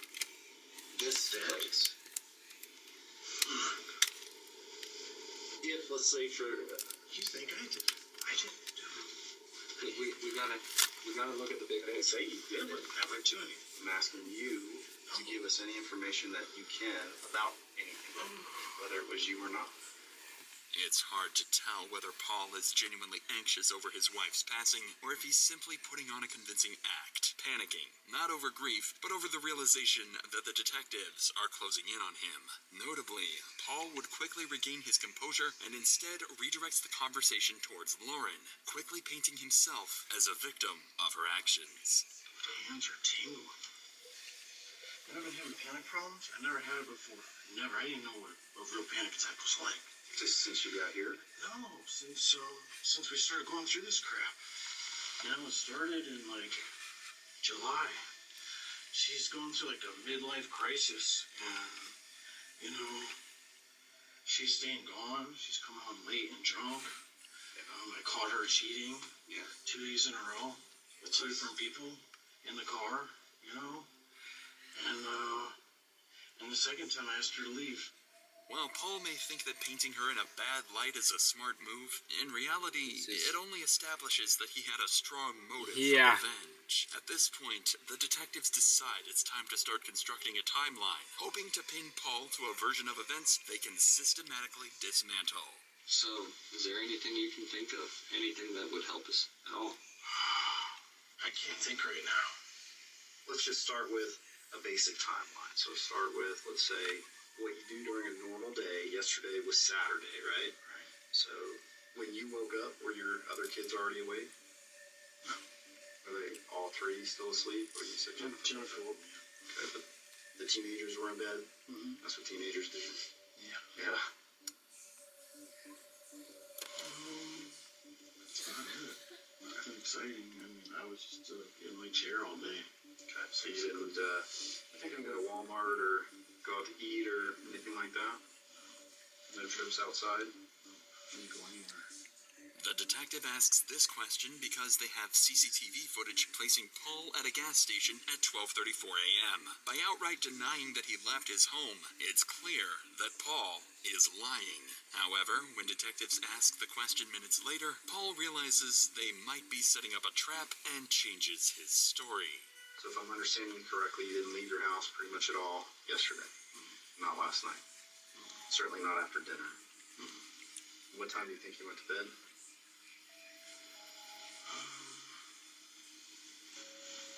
Gosh, I actually did go out. I went and got a 6-pack of beer around midnight at Town Pump. Going back to the timeline last night, you went to the town pump to get a 6-pack of beer. Mm-hmm. And both of your oldest were still up. Mm-hmm. And Actually, my son would. oh, your son moved. Okay. And you guys were gone from your house. That's what? Gotta be 15, 20 minutes, maybe. That's like, if you get the light, maybe it's 5 tops. Oh. The fact that Paul's son, Joseph, was with him on that trip is actually a crucial detail. Detectives now have another potential key witness who can prove or disprove Paul's movements that day. However, while this interview establishes that Paul has both a motive and a timeline that aligns with Lauren's murder, it's not enough evidence for detectives to make an arrest. For now, they have no choice but to let Paul go. While this is unfortunate and potentially dangerous, they were able to obtain one of Paul's belongings, his iPhone. Oh, yeah. Quickly, officers discovered that Paul was, in fact, at Lauren's house the day of the murder by locating a photo Paul took in front of her house just hours before her death. By combining Paul's claim that he was with his son that night with phone data placing him at Lauren's house, a crucial question can be made. Did Paul's son, Joseph, also go into Lauren's house the night she was murdered? If what Paul said during the interrogation is true, then Joseph should have been with Paul the entire night, which would include going to Lauren's house. This is a question that detectives needed to solve, and solve fast, as both the potential suspects are roaming free and could cause further damage if the case were to come to a standstill. So, a few hours later, Paul's son, Joseph, would be brought to the interrogation room. The plan for this interrogation was very straightforward. Simply get a timeline for where Joseph was the day of his stepmom's death and see if Joseph will admit to him, or at least his father, going to Lauren's house that night. Let's chat, man. We'll just detective all kinds of chitter-chatter out there. My name's Jeremy Kopp. I'm the detective sergeant for the sheriff's office. Okay? Obviously, you know what happened to Dan. Given that, then I need to be able to sit down and be able to talk to you. Right. Let's go to Saturday. And just walk me through Saturday. So Saturday, I got up around like maybe 12-ish, around 12. Is that kind of a typical on the weekends or no? Usually get up around like 10 maybe. Okay. And then I guess not feeling the best, so we usually would work on Saturday with Alden. Mm-hmm. We were modeling a trailer. Mm-hmm. But we were kind of sick. And I didn't actually work anything. I was kind of run down. Mm-hmm. So we just hung out all day. And we were up later than we should have been. And then we stayed up for a while. And then 12 came around. And then me and my dad went on a beer run. I went with him to the town pump. Okay. By Albertsons. Okay. And so he got a 6-pack of Voodoo Ranger. Oh, what kind? IPA, Voodoo Ranger. Voodoo Ranger. Okay. Joseph's timeline is almost identical to that of both his father and sister, who was also interviewed. This is troubling because the detective knows the story is a lie. At some point during that time frame, Paul went to Lauren's house. That means someone isn't telling the truth. The detective would notice this and pivot, starting to ask some more direct questions to Joseph. Did you go? I just go with him, just because. Yeah. Do you hang with your dad quite a bit? Yeah. You and your dad pretty tight? Yeah. So we just... Fair enough to say. Whatever we do, you know. Okay. And then we came back to the house. And then Natalie was up till around 11. I mean 1. Okay. Baby went to sleep around like 7:38. So you don't recall hearing doors or anything open when you go to bed? Right. Nobody contacts you or anything? Okay.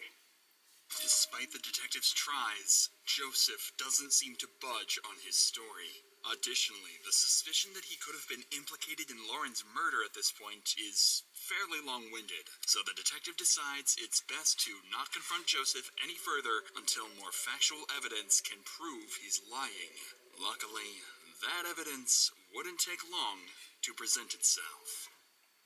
Remember the bloody footprints found in the snow in Lauren's backyard? Oh, well, damn. A few days after the initial interviews, detectives began analyzing the footprints to try and determine who they could be from.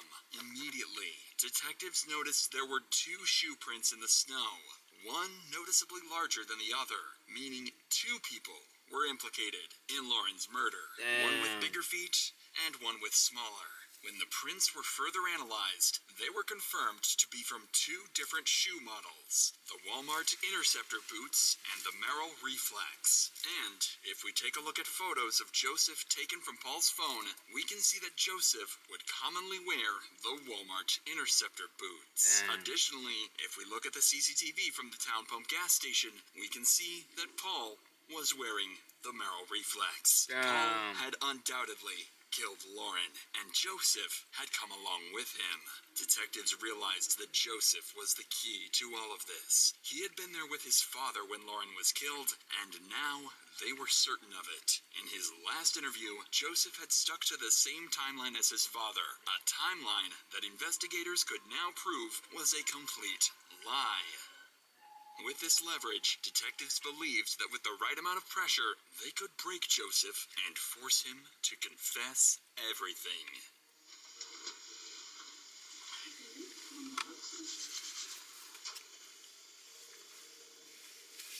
Due to the intense nature of what detectives are about to do, they would bring in Joseph's biological mother, Paul's ex-wife, to provide comfort, hoping that her presence would further push him to finally tell the truth.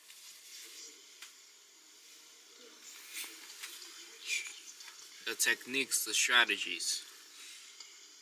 We're learning how to be a detective.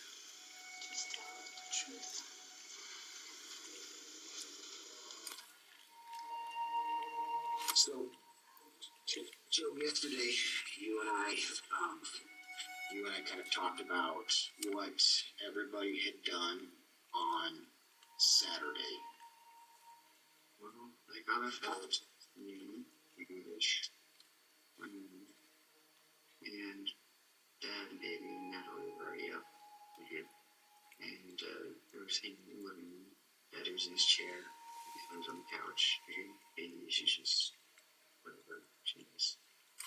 As the interview progressed, Joseph's timeline remained largely consistent with what he had stated the day before. The detective knew he wasn't getting the full truth, and that meant it was time to apply more pressure.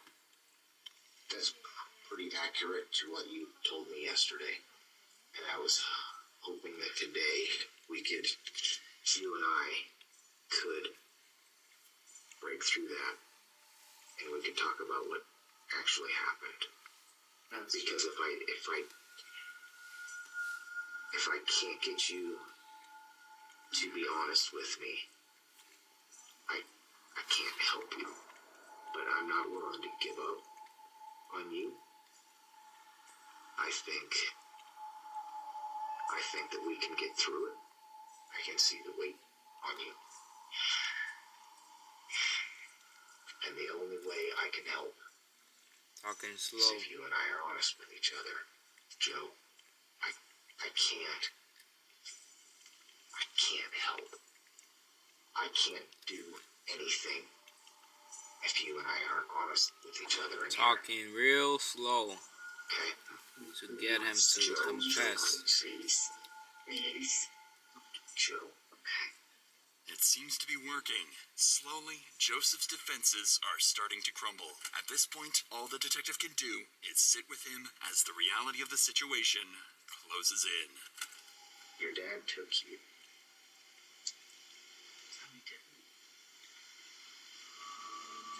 He wasn't alone. He wasn't. I don't know. After everyone, I just had no idea. I had my boots on in my own house. Joe, we've got to be honest with each other. Completely honest. How did your boots that are at your residence, those same prints end up at the crime scene? Joe, be thoughtful, be truthful. I can't do anything if you and I can't be truthful. Was it just your dad? Say it, son. Joe. Come on, son. Come on, baby. Come on. Joe. I know you love your dad. Joe, just, come on. Son, if you know something, just say it.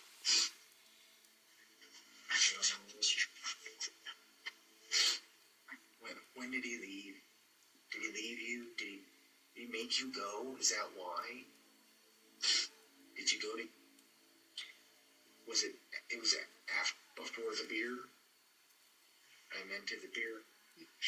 Joe, help me understand. Help me understand that it was just him. Help me understand when he left. Help me understand why I can believe that you weren't there. Help me. Help me understand it. How far in the house did you go? Did you just wait outside? I stayed. Joe, why would he frame his own son? Why would he frame his own son, Joe?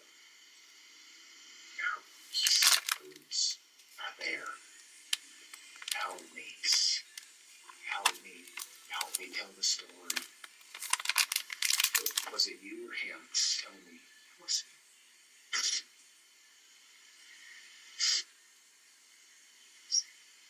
Was him? How do you know? He was what? He usually doesn't tell me that. He usually did that. I talked to his parents. So he sent you to bed. He said I love you, son. He doesn't usually say. He said he loves you, son. I know you could see. My sisters.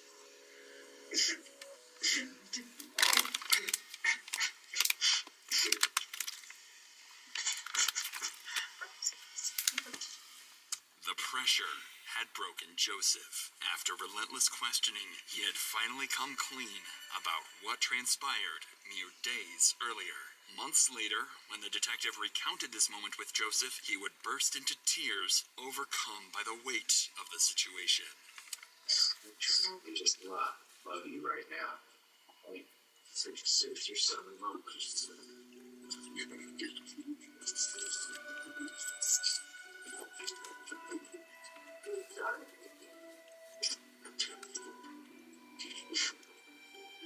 My fault for letting you go. You couldn't be with me. The detectives had what they wanted, and there was nothing left to do but finally wrap this case up.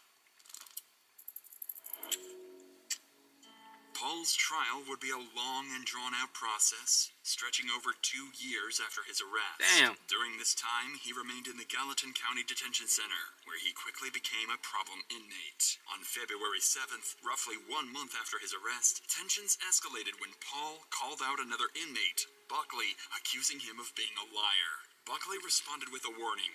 Don't disrespect me like that. But before he could say more, Paul threw a punch, hitting Buckley in the face and sparking a full-blown fist fight. Damn. Paul would be charged with assault following the fight, only adding to the array of charges against him. Paul would eventually meet his fate on February 4th, 2020, nearly 2 years after his arrest. He'd be convicted of deliberate homicide, attempted deliberate homicide, and tampering with evidence, and would be sentenced to 220 years Holy in prison shit. without the possibility of parole. To the charge of attempt to commit deliberate homicide of Ashley.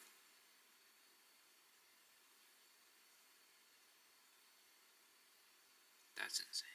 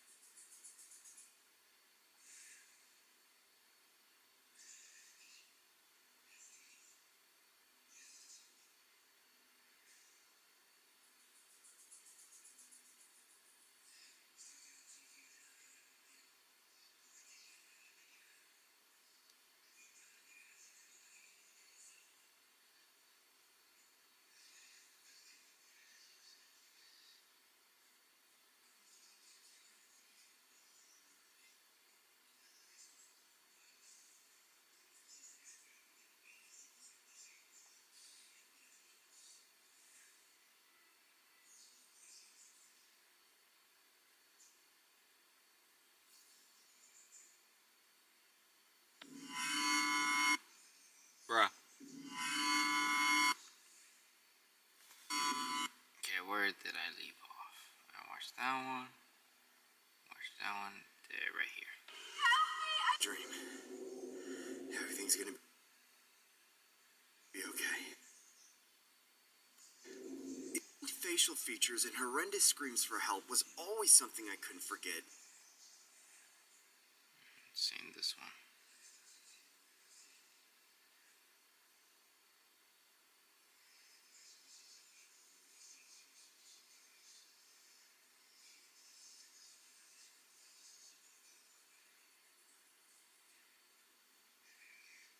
There you go.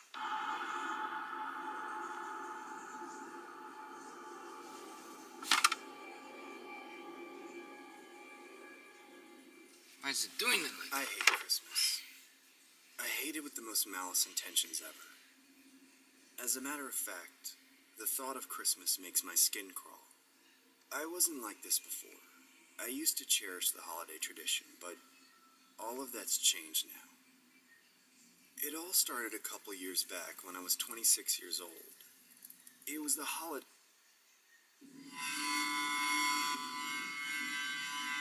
Matter of fact, the thought of Christmas makes my skin crawl. There we go. I wasn't like this before. I used to cherish the holiday tradition, but all of that's changed now. It all started a couple years back when I was 26 years old. It was the holidays, so Christmas was around the corner while festivities were in full effect. Hey, I'm on my way to pick you up. I'm excited to go Christmas shopping. Yeah, me too. Me and my girlfriend Emma had dated since high school, so the bond that we shared was something most couples couldn't fathom, to say the least. I decided to propose to Emma on Christmas. Figured I couldn't go wrong on such a monumental occasion. I remember it being a snowy evening when me and Emma went to the mall to do some holiday Christmas shopping.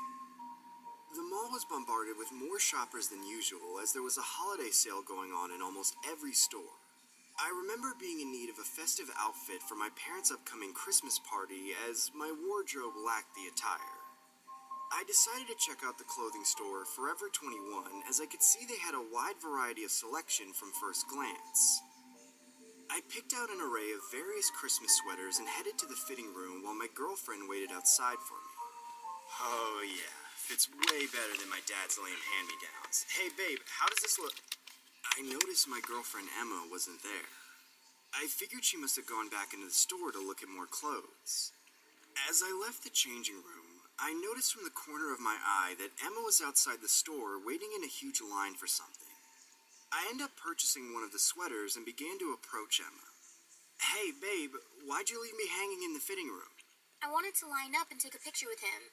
Emma, this line is huge. I'll just dress up as Santa later and you can take a picture of me. He's not Santa, though.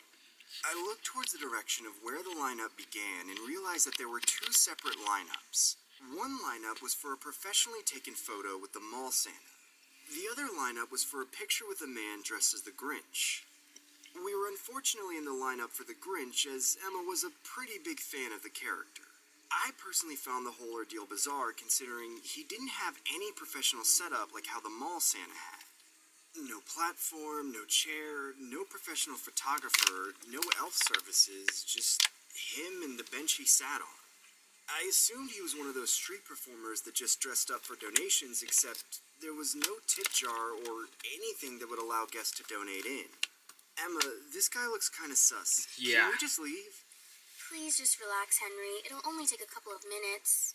I decided to bite my tongue and proceed with Emma's request as there was nothing I could have said that could convince her otherwise. As we got closer to the front of the lineup, I could visibly see the Grinch's eyes light up with exhilaration, almost like I brought a sense of enthusiasm into his day. I decided to be ballsy and lock eyes with him, just to express more of my alpha male side towards this weirdo. As the line gradually progressed, I realized that he wasn't making eye contact with me, he was looking at my girlfriend Emma. It was blatantly obvious he had an interest in my girlfriend due to the lack of attention he was giving others taking photos with him. What the hell is this guy's problem? Why is he checking on my girlfriend? We eventually reached the front of the line and approached the Grinch to take a three-way selfie with my cell phone. Hey, buddy, the girl gets a picture first. Dude, that's my girlfriend. I said, Get behind the girl, kid. Stupid green prick. Another beautiful hoe. What did you just call me? I mean, ho, ho, ho. Merry Christmas. What's your name, little girl? My name is Emma. Ooh, what a beautiful name to match such a beautiful face. Why don't you come here and sit on Daddy's lap? Dude, What what the the hell is your fuck? problem? Back off, loser. She wants a picture with me, not you. He's my boyfriend. Don't talk to him like that. Sit on my lap and be a good girl, Emma, or else Santa won't give you any presents this year. Oh, hell no. I'm putting you on my naughty list, you little brat! That's when we decided to head home. I remember dropping off my girlfriend at her place and then heading home to assist my parents in prepping for the Christmas party the following night. My parents were really old school and put a lot of effort into decorating their household, especially during festive holidays like this. Later that night, I remember making myself a glass of hot chocolate spiked with a little bit of my dad's whiskey. I sat by the fireplace and enjoyed the fire-crackling ambience while casually sipping on my drink. Figured I couldn't go wrong with that on a warm Christmas Eve.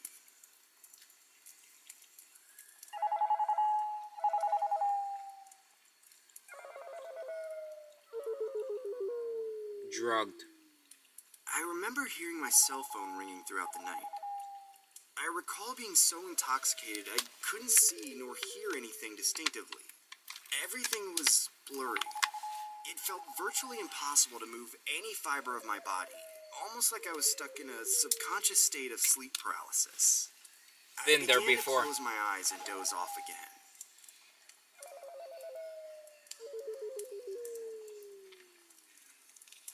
A couple hours later, I recall a voice whispering my name. Hey, Henry. Henry, wake up.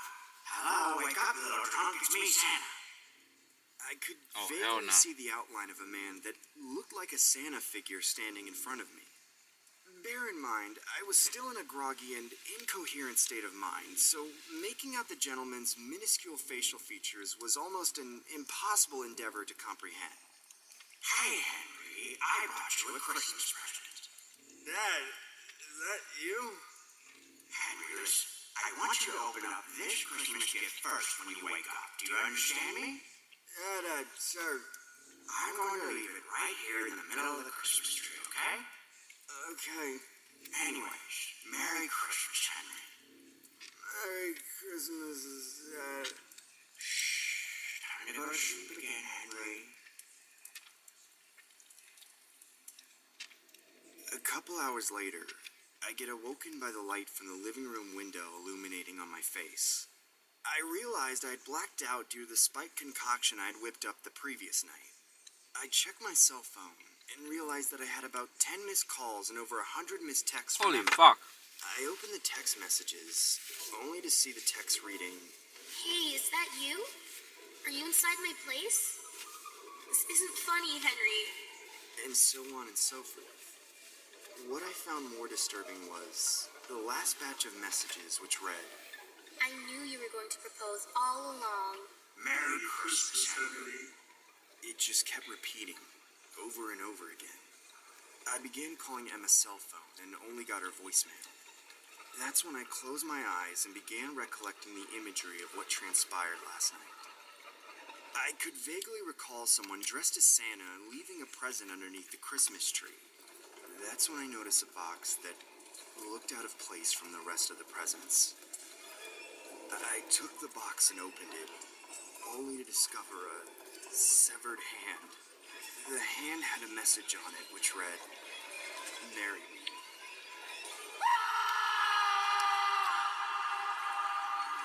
Damn.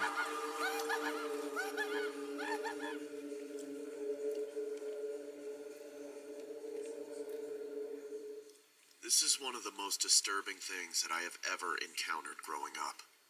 It happened a while ago when I was in my early teens. I had a cousin named Larry who was extremely socially awkward and didn't have much friends at school. My parents would force me to interact with him due to his lack of friends and inability to create social interaction.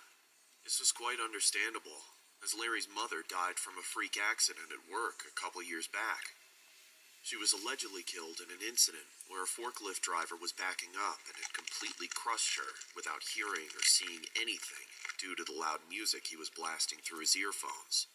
I wasn't exactly close with Larry, but considering we were both an only child, I'd figure hanging out with him more often couldn't hurt, as I knew he needed a companion who could possibly get him one step to getting some closure. It was usually every Saturday that my parents would drop me off at his place. I would notice that Larry always had this look of fear and distress, due to the mannerisms and body language he gave off every time I visited him. What made things even worse was the fact that his mom passed away just one day before his birthday, so seeing him like this was completely justifiable. Dude, you okay? He just stood there, quiet, almost like the soul in his body was non-existent. Don't worry, Larry. I'm sure your mom is proud of everything you will accomplish in life, okay? You'll have lots to tell her in the afterlife. Larry then nodded his head and proceeded to the living room to watch some television. I couldn't help but feel sad and remorseful about the whole ordeal, as I knew losing his mom must have given him severe depression, due to how close they were growing up. I remember this one Saturday evening. My parents dropped me off at Larry's house to go attend a dinner that some older relatives were hosting that night. Usually, all the adults went, including Larry's dad, who was my uncle. I honestly felt an immense amount of remorse when I saw him as well, due to the look of anguish and misery on his face. I also noticed he had these visible dark circles around his eyes as if he hadn't slept in days, or even months for that matter. Hey boys, whatever you do, just stay up here and play video games. Food should be on the kitchen counter. Sounds good, Uncle. And whatever you do, do not go into the basement. Why? I said do not go into the basement, damn it. There's a monster down there that will kill you both. You hear me? Yes, sir. I'll see you boys in a couple of hours. That's when Larry's dad headed out the front door, leaving me and Larry in the house all by ourselves. Not too long after his departure, I couldn't help but think of what Larry's dad was referring to when he said the monster. Was he hiding something down there that he didn't want us to know? Was he saying that just to scare the living crap out of us? Whatever his intentions were, he definitely left me creeped out, but at the same time curious as to what this so-called monster was. Hey, Larry, have you ever seen this monster? Larry shifted his eyes towards me, and then back towards the television, as if he wanted to awkwardly brush off the topic at hand. Dude, is there actually a monster in your basement? I need to know. I don't feel comfortable talking about this. So you do have a monster in your basement, huh? Have you seen it? No, but I heard it before. Are you freaking kidding me? Dude, we have to check it out. I don't think that's a good idea. Let's go before your dad comes back from dinner. I promise, it'll only be 2 minutes tops. We'll act like nothing happened. Fine. Let's make it quick. But we have to use a flashlight, because the light switch doesn't work. That's when Larry and I began to approach the basement, as I felt an adrenaline rush flowing through my body. I can't believe this is actually happening. Am I really about to see a real-life monster? As we made it down the steps, the first thing I noticed right off the bat was how dark everything was. I noticed Larry's dad had patched up the windows with cardboard and duct tape, which I found quite bizarre considering the light switch wasn't functional. I was left dumbfounded as to why he would want complete darkness down here. All I could see was dozens of stacked boxes and miscellaneous items scattered everywhere. As we got a little further into the basement, Larry pointed the flashlight at a door that looked like an entrance to a miniature den room. We both noticed that the doorknob had no lock on it, nor was there any padlock preventing us from opening the door. That's where I heard the monster last time.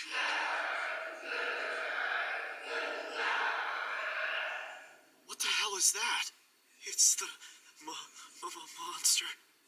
That's when I cautiously approached the door, as Larry followed behind me while holding the flashlight towards my direction. I could honestly feel my heart throbbing so hard to the point where I felt like I was legitimately about to have a heart attack. I then grabbed the doorknob and opened the door in one quick motion, only to see a man stripped down to his boxers, drenched in blood. The man had his hands bound to the wall with steel chains, and had large gashes all over his body, almost like he had been tortured and cut countless times. He looked extremely distraught and malnourished, almost like he had been held captive for months. Who are you, sir?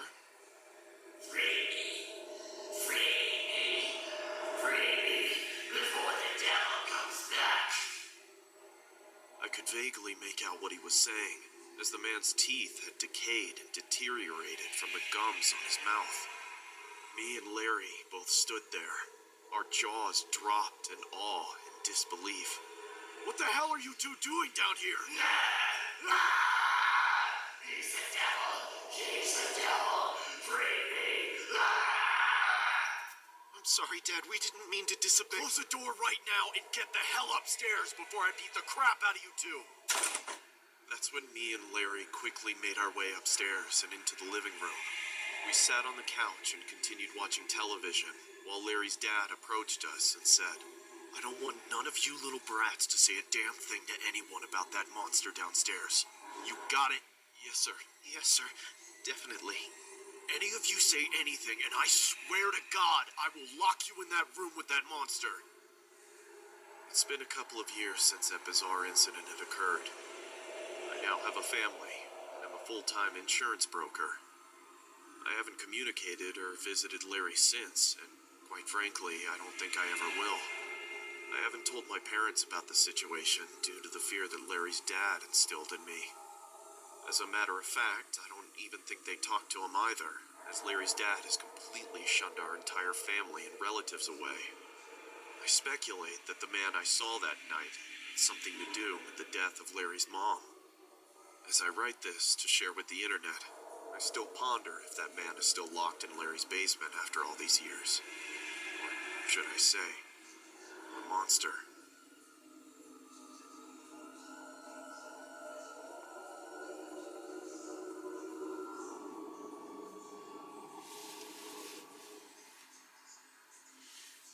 The story happened about a decade ago when I was in my mid-20s.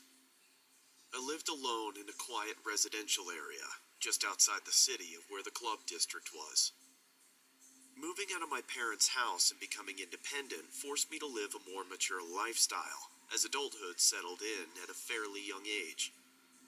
Considering this story occurred in the mid-2000s, finding a companion was a lot more difficult than today's modern day, as the lack of apps such as Tinder was non-existent at the time. I felt like I'd completely lost my social skills due to my odd obsession with gore videos. I had been completely hooked with such content since my high school days, as the exhilarating thrill always satisfied my adrenaline junkie cravings. No matter how many females I would approach throughout the months, it would always seem like they had a radar for my nervous demeanor and odd interests. I remember one Friday shift, one of my coworkers recommended that I check out this local gentleman's club that hosted fairly decent-looking girls. Bro, I don't want to go somewhere that's rated 2 stars. Well, if you ever want your engine running again, then you better take it for a test drive. In English, please? Dude, if you ever want to gain your confidence back, then it's best that you go out and meet hot chicks there. I guess, but I don't... Dude, don't worry. You'll get your money's worth. A couple hours later, the evening had finally settled in, and it was time to hit up that gentleman's club that my coworker insisted I check out. I remember wisely taking a cab, just because I knew the state I was going to be in from all the drinks I planned on hammering down there. As I settled into the premises, I remember chugging at least several beers while casually surveying my surroundings. Or should I say, the array of beautiful women around me. So mesmerizing. Okay. Must not sip. Bro. I can recall spending the remainder of the wad of cash I brought with me on the various dancers that caught my eye. Let's just say I got my money's worth, just as my coworker had predicted. I eventually headed out and remembered trying to flag down a nearby taxi when an attractive female sitting curbside by herself. I noticed she had a leg brace on with crutches right next to her, which gave me the idea to pursue a conversation and possibly pick her up. I guess having an injured leg Doesn't stop you from partying, does it? Not at all. Especially when I get to spontaneously meet guys like you. Oh, what's your name? You can call me Bunny. That's what my friends call me. Okay, Bunny. Do you Your wanna... name, please? You can call me Zaddy. I mean Bob. Okay, Bob. Are you looking for a good time? Hell yeah, girl. Well, you should come over to my place then. Oh yeah. I'm gonna show you why my ex used to call me the Punisher. That's when I blinked. What the fuck? Only to find myself taking a cab on the way to the bunny's house. The car ride was quite the faint memory, as my vision wasn't so vivid from the amount of drinks I had consumed at the bar. I could recall getting out of the cab and observing the rather odd appearance of the bunny's home. I noticed right off the bat that the house was in a secluded area where the forest preserve was. I found it quite sketchy that the windows were boarded up, almost like it was an abandoned house in the middle of nowhere. As we made our way inside, I could recall the house having an unpleasant stench, almost like the house hadn't been cleaned in weeks, or months for that matter. I remember finding myself laying on the bed of what I assumed was the bunny's bedroom. Compared to the rest of the house, the bedroom looked pretty well kept, so if anything was to go down between us, it would make me feel more comfortable, to say the least. That's when I noticed the bunny holding a large Bugs Bunny mask while looking at me with an unpropitious smile, almost like she was intentionally trying to creep me out. Meet Bunny. Wait, what? I said, meet Bunny. What in the hell are you talking about? Meh. What's up, Doc?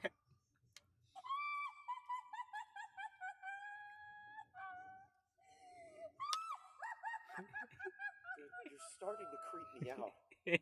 Don't be scared, Bob. It's just a mask. Okay. Here. Why don't you take a nap and wake up in an hour? Okay? I remember closing my eyes and slowly beginning to fade into the realm of darkness, as my intoxicated state had completely shunned my vision.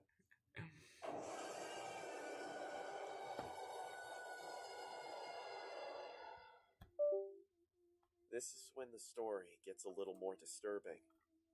I miraculously awakened from my so-called power nap, only to hear the bunny humming an unsettling melody in the washroom. I also noticed a blinking red dot on the ceiling in front of me. As my eyes slowly began to adjust, I realized that it was a camcorder secretly recording me while I was passed out the entire time. Oh, hell no. I also noticed the bunny's crutches were on the floor, right next to the entrance of the washroom. I found it was quite strange that she had completely abandoned the crutches, due to the fact that it was used to aid her walking the entire time. She was faking it. As I approached the washroom, I could see the bunny effortlessly standing in front of the mirror, without the leg brace, wearing the same Bugs Bunny mask she had showcased earlier. She also held a huge sledgehammer close to her face, while creepily gazing into the mirror, as if she was admiring her attire. I cautiously made my way outside of the bedroom while making sure I grabbed the camcorder that was just recording me. As I made my way out the front door, I couldn't bother with my shoes, as I felt every second was crucial for my survival. I eventually caught a cab and successfully made it home, miraculously alive and unscathed. I decided to open the camcorder and play back the most recent footage recorded. I could see myself laying on the bed passed out drunk, while the bunny was most likely in the washroom. As I explored more of the footage on the camcorder, I began to notice a similar pattern with several other males being secretly recorded in their sleep. What makes the story more disturbing was the bullet I dodged by leaving the house.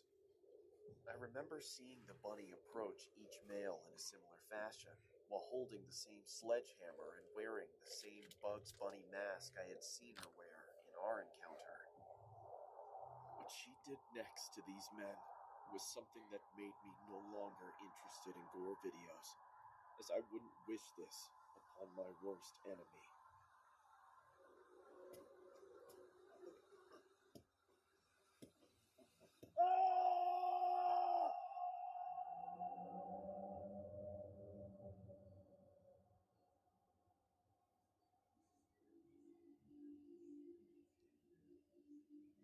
This is a story that happened a few years back when I was in my early 20s. It was a Friday morning when I was getting ready to meet up with my friends from college to head to Coachella. My friends were always excited every time we brought up Coachella, as they were extreme EDM freaks that loved to rave and party like the majority of students on campus. I personally didn't like EDM and was more of a rap kind of guy, but I always attended the events as Coachella usually hosted special guests to do special appearances, so that made the idea of going much more appealing to me. Another reason I enjoyed going was the guaranteed barrage of beautiful females that would usually show up to these types of events. I remember my friends meeting up at my place to do our usual pre-drinking routine, which was something we always did prior to any events similar to this. I recall taking multiple shots with my female friends Jody and Mika, while my friend Nick watched us as he was unfortunately the designated driver. Cheers to getting wasted and not kissing someone that's related. Cheers. Cheers. I guess I'll cheer with this. That's when we got inside Nick's vehicle and began to drift off onto the freeway, finally making our way to the much anticipated event we've been geeking about for months on end. The ride usually took us about an hour and a half to get there, but seeing as Coachella was a large event, it prolonged the trip by another hour or so due to the traffic from the Coachella attendees. When we finally reached the destination, Nick parked his car in the pre-designated lot as we began to make our way inside the Coachella premises. The view was extraordinary. I always got a huge boost of serotonin from the incredible visuals being displayed. I legitimately felt like every time I attended music festivals of this magnitude, it was always equivalent to being a kid in a candy shop. The majority of people I saw were, of course, the usual hipsters and jocks who would always have that one person in the group annoyingly vlogging every minuscule second of their experience. Then, of course, there were the extreme EDM ravers who always went over the top with their flamboyant outfits. But then there was that one occasional overaged creep who always looked out of place in events like this, considering the majority of guests were usually in their 20s and early 30s. I recall this one guy looking like he was in his late 40s, possibly 50s, from the beer gut hanging down from his trousers and the rough-aged look he had on his face. I usually couldn't care less who attended these events, but this guy gave me straight-up predator vibes from the way he was lurking around the women. That's when the man eventually catches me looking at him. I nonchalantly look away as I can see the man in my peripheral vision approaching our group. We all awkwardly stare at him as he begins to catcall my friend Jody by saying, "Hey, sweetie, you want me to rock your world by adding a little something to your drink?" Like what? That's when he begins to gargle up a load of saliva in his mouth and spits out a large slimy glob directly inside Jody's cup. Oh, She hell drops no. it almost instantaneously in disgust. What the hell, dude? Yo, what the hell is your problem? Hey, I wasn't trying to rock your world, dimwit. I was talking to Miss Mellons over here. Get the hell away from us or I'm calling the cops. Next time, say it a little louder, so that the cops can actually hear you. He walks away as we began to head over to another vendor opposite to where the man was walking to grab more drinks. As the night went on, I was so plastered all I saw was nothing but hallucinative imagery while fanboying over the performances that were currently on stage. This happened for about 2 nights straight, as me and my friends would get completely wasted and pull all-nighters throughout our whole experience at Coachella. On the last night, I remember my friend Jody was sitting on my shoulders, which was a common thing for females to do during festivals like this. I recall a man in the midst of the crowd staring at my direction. I honestly couldn't tell if I was hallucinating or not, but all I can remember was that the man was standing in the opposite direction away from the stage as opposed to facing it. At first glance, I couldn't make out who it was, but then I realized that it was the same guy from before. This obviously had a million red flags written all over it, as no person in their right state of mind would look at the audience's direction throughout the entire duration of a live performance. What the hell? Ah! What's wrong? I just need to use the restroom. Mark, is everything okay? Do you need me to walk you there? No, I'm fine, Jody. Just wait here, okay? That's when I began to run towards the porta potties as I desperately needed to vomit. Bro.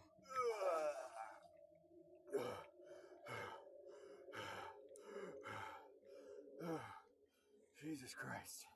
I recall sitting on the toilet seat, trying to regain some of my consciousness back, in hopes that I could sober up and join my friends at the concert again. That's when my entire world began to shake. No, I mean literally, my entire world began to shake as the porta potty began violently shifting back and forth. What the hell is going on? Somebody help me! Help! I was so intoxicated, I genuinely thought I was experiencing an earthquake. The porta potty then abruptly stopped shaking as I hear a shallow voice whispering, I decided to rock your world too. That's when I immediately got out of the porta potty and surveyed the circumference of my surroundings, only to see no sight of the man. Are you okay, sir? I heard you screaming. Ah! I began to sprint towards the sleeping area where our designated tents were, as I really needed to get some rest.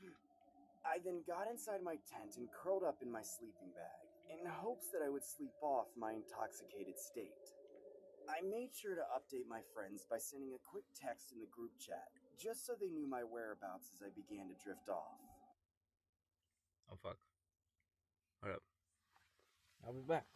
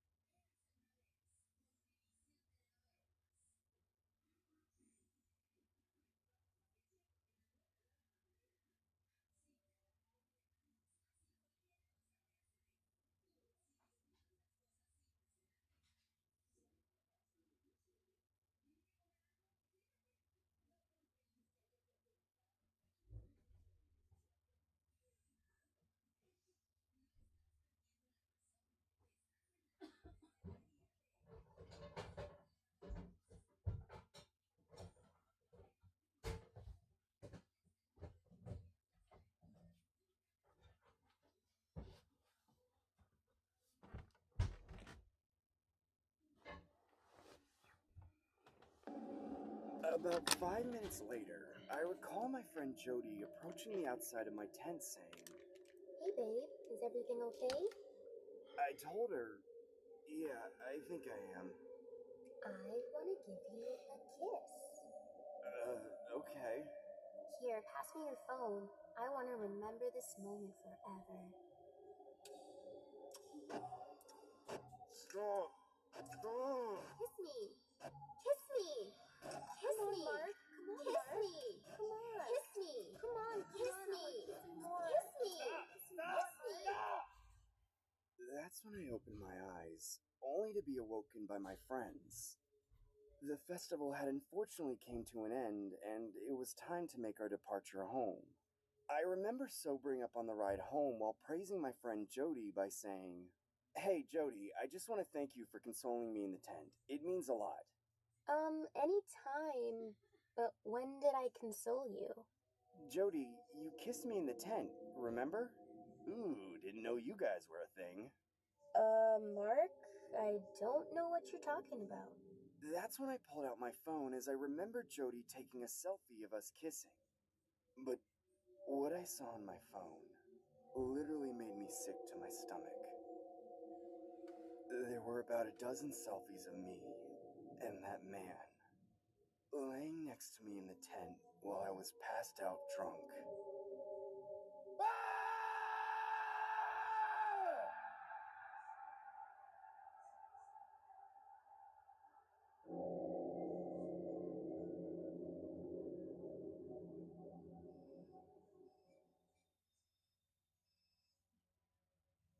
This is a story that happened a couple months ago when I was in my first year of college. I was a student majoring in industrial engineering, but unfortunately started taking online classes due to the global pandemic. Most lectures began surfacing online as my respective professors would host Zoom calls for each course following the other. I wasn't really the biggest fan of taking online classes as I just recently enrolled in the curriculum, so not being able to socially interact with others in the classroom was a bitter pill to swallow, which led me to the idea of using the video chat site Omegle. I remember hearing rumors about it growing up where people would sometimes meet interesting individuals there, maybe some hot chicks if you got lucky enough.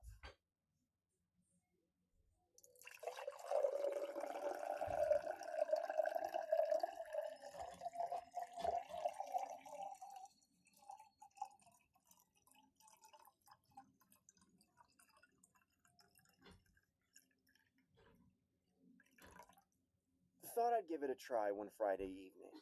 I figured I couldn't go wrong with meeting some random people from across the world while I casually sip on my alcoholic beverage.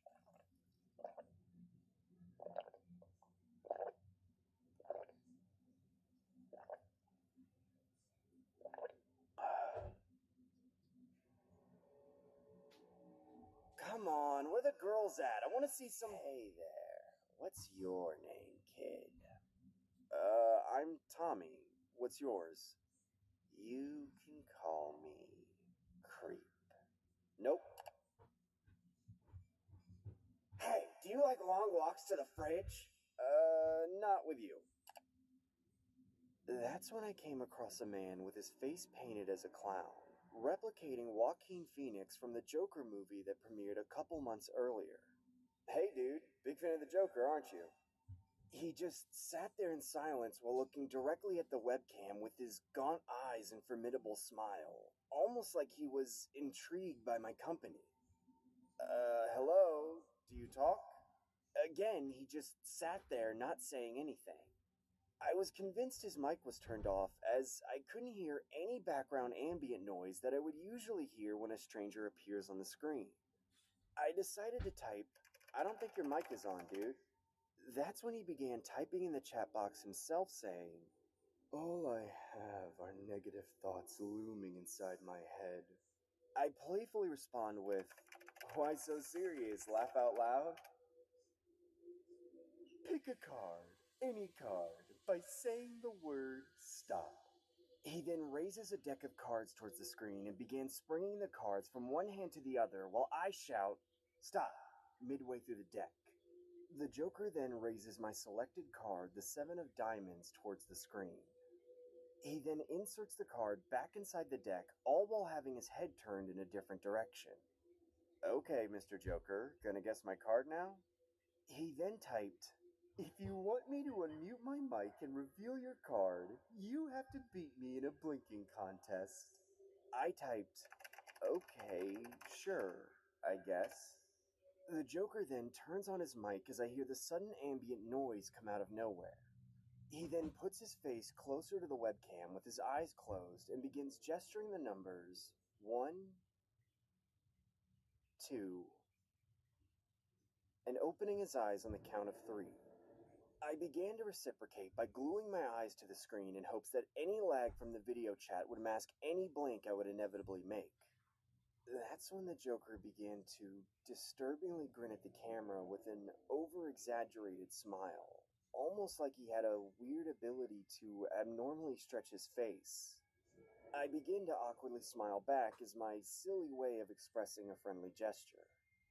I could then see tears falling from his eyes, like he was extremely reluctant to close them, almost as if the shame of losing an eye contest meant the world to him. Wow, what the hell, dude?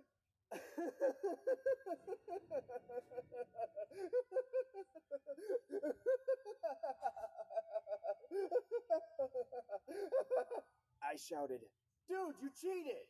As the Joker then began to start blindfolding himself while I awkwardly observe his bizarre antics.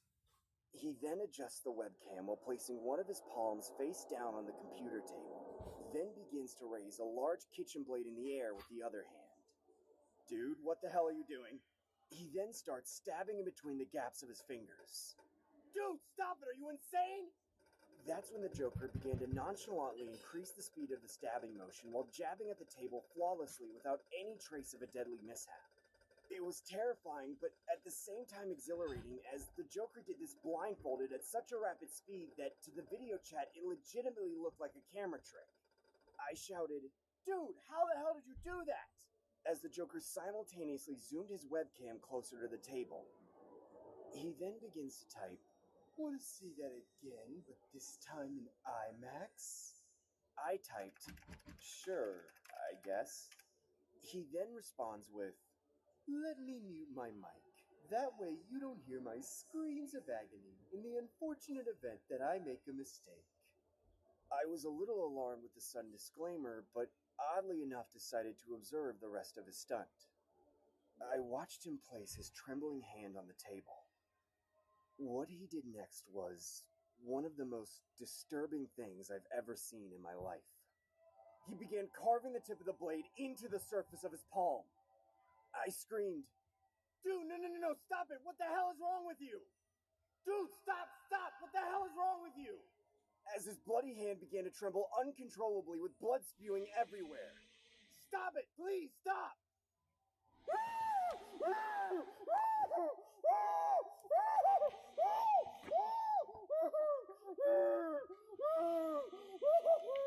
That's when the Joker unmutes his mic, unveiling the sounds of a muffled whimper, like his mouth had been covered with something.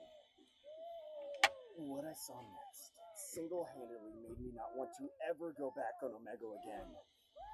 The Joker raises his webcam, revealing the source of the actual hand he was hacking at. It was a man that looked to be in his mid-20s with duct tape on his mouth, shivering from the lethal torture the Joker put him through. "Look, it wasn't even my hand!" "Leave him alone or I'm calling the cops!" As I looked closer at the screen, I noticed he had carved the value and suit of the playing card I had selected in the beginning of the video chat. The 7 of diamonds.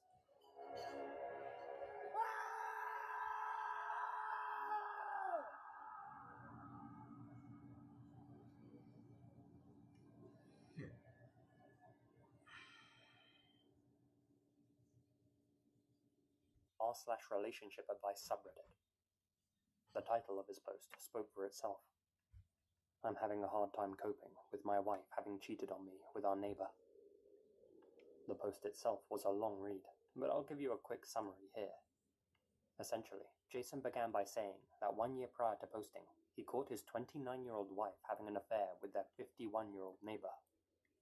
He decided to stay with her for the sake of their 2 children, but said that he hadn't been able to get over the betrayal and that it constantly occupied his mind. It's been 476 days since I confronted her about it. How do I know? Because every time I catch myself thinking about it, I tell myself, it's only been X days. Maybe you won't think about it tomorrow. He went on to describe how he found out she was cheating, how he confronted her and the neighbor, and how she responded by threatening him with, "You'll never see your kids again if you break up with me." Jason had tried to end his life when he was in high school, so she was going to use that as evidence as to why he was an unfit father and why he shouldn't have custody or rights to see his children. As such, Jason gave in to her demands and decided to stay with her. She even made the poor guy apologize to the neighbor. After making his post, Jason received various responses, some of them a little tone deaf, though ultimately most people agreed he needed to file for divorce pronto. Staying in an unhealthy relationship was a bad idea for both him and the kids. Jason then made a follow-up post, in which he thanked everyone for their advice, and said he was indeed going ahead with the divorce like they suggested, and was meeting with an attorney the following week. Problem solved, right? Far from it. This is where things took a horrible and unforeseeable turn. Jason's wife's name was Brandy Worley. On the evening that Jason filed for divorce, she went to the kitchen, picked up a blade, and took the lives of both of their children by plunging it into their necks. She even tried to end her own life before calling the authorities and telling them what had just happened. All the while, Jason was asleep in the basement. Brandy was sentenced to 120 years in prison. Reddit was in disbelief, especially the relationship advice subreddit. Everyone who read the previous posts knew that Brandy was a horrible person, but I doubt anyone anticipated she was truly evil. Many users felt guilty for the advice they had given Jason, specifically those who had replied with a harsh tone, criticizing him. A mod-authored post was made, asking everyone to remember that behind each of the posts on the site was a real person with real problems, and to respond respectfully. In an anonymous environment, people can be quite mean, that's for sure. Jason went on to make one more post, this time titled, "Thank you." I would like to give a heartfelt and sincere thank you for the advice and support I have received here. No one could have foreseen the tragedy that resulted from my filing for divorce. You guys perform a wonderful service to those in need, and I hope you continue to do so in the future. With the support of YouTuber Philip DeFranco, who raised awareness about the incident, $56,000 was raised to help Jason with living and funeral expenses. I'm sure I speak for all of us when I say our thoughts go out to him. No one deserves to go through what he did.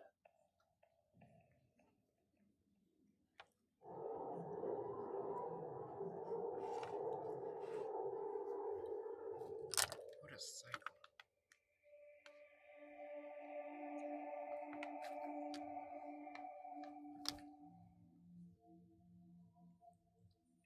I love my life. I love it because I have no responsibilities anymore. I used to work at my local bakery, but I got fired for eating too much of the cake. I'm just stuck in my room 24 hours a day, playing Among Us with random strangers online. I personally enjoy it more when I'm the imposter, just because I find it more fun when I'm the killer. Hey, Mom! Mom! Could you fix me a plate of some leftover meatloaf? Mom!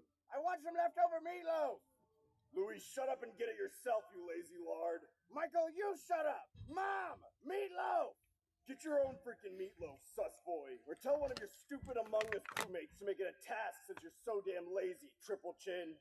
Only thing sus in this house are the sounds I hear coming from your bedroom at 3 a.m. in the morning, loser.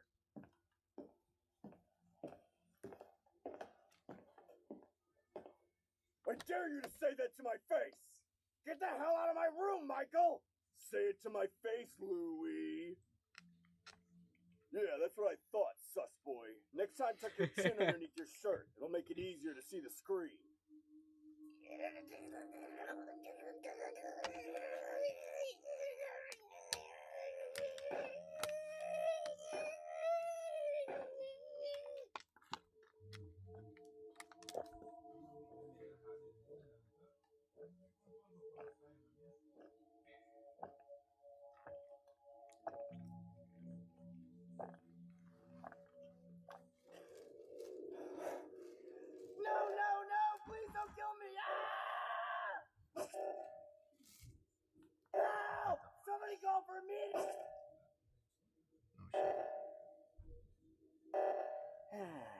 looks like my work here's done. Hey, Louie. What? Who's there? It's me, Louie. Michael? Turn around, loser. Oh, hey, Michael. We finally killed them all. Louie, you know there can only be one imposter, right? What are you talking about? There can only be one of us, Louie. Just like how every story has to have one protagonist and one antagonist. Are you saying we have to kill each other? No. We're brothers, Louie. We don't do that to each other. I just mean only one of us can kill going forward. You know what I mean? Okay. Here, give me your hand. Huh? Don't worry. You can trust me. We're both imposters, remember? Now, just relax your muscles and let the knife do the work. What the hell are you doing, Michael? Just relax, Louie. Big Bro knows what he's doing. Okay. Stop it! Just a little bit more, Louie. Don't worry, you got this, buddy.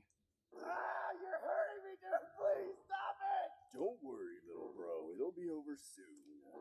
Just relax, you little wimp.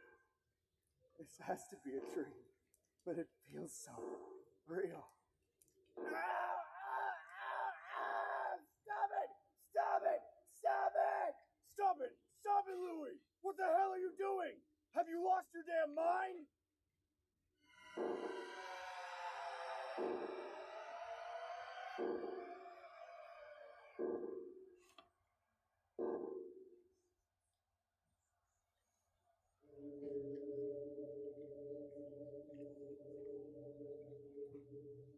This story occurred around the early 2000s, back when I was still in elementary school. I was in my early teens, so the monotonous school life was something I always dreaded. My mom always picked me up from school as her workplace was just down the street, so getting a ride was always less strenuous than walking home. She would usually stop by our local McDonald's just before heading home, as she didn't really prepare home-cooked meals due to the exhaustion of being a single mother. As much as I adored my mom, the lack of home-cooked meals and abundance of McDonald's always kept me out of shape for the latter part of my teen years. The one thing I found genuinely pleasing about that McDonald's was the enormous play place attached to the restaurant itself. My mom usually dropped me off there to play with my neighborhood friends and acquaintances, as long as I got the majority of my schoolwork done. There was this one occasion, though, that really disturbed me to my core, and it seeps into my daily thoughts from time to time. I remember being picked up from school and heading over to that same McDonald's venue to pick up some takeout for that evening. As we got inside, I recall my mom ordering the usual Big Mac combo while I casually glanced at the play place through the glass window of where the eating area was. Jimmy, what drink would you like? Jimmy? Son? What drink would you like? I remember zoning out at this particular moment and could recall the echoes of my mom calling out for me. It was almost as if I couldn't move a muscle, like my entire body was in a state of shock, traveling through space and time into another dimension. It felt like it was just me in the play place, like I had the entire setup all to myself. Jenny, what drink do you want? I'll get a Coke, Mom. As my mom headed back to complete the rest of the order, I could recall seeing the reflection of a Ronald McDonald clown standing from a distance behind me, almost like he wanted my attention. I casually pretend like I don't see him by keeping my eyes glued to the glass and not bothering to turn around. I know you can see me on the reflection of the glass.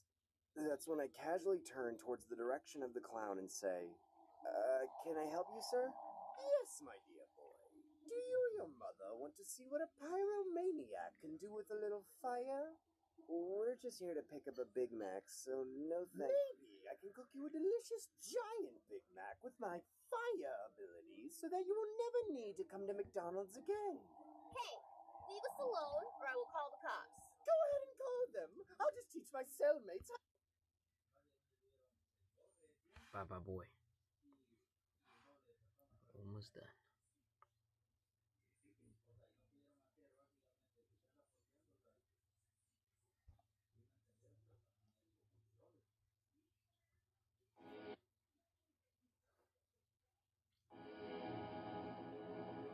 Wait a second.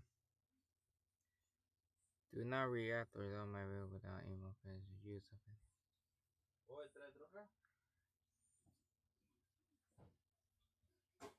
Bruh. I was like, hold up a second.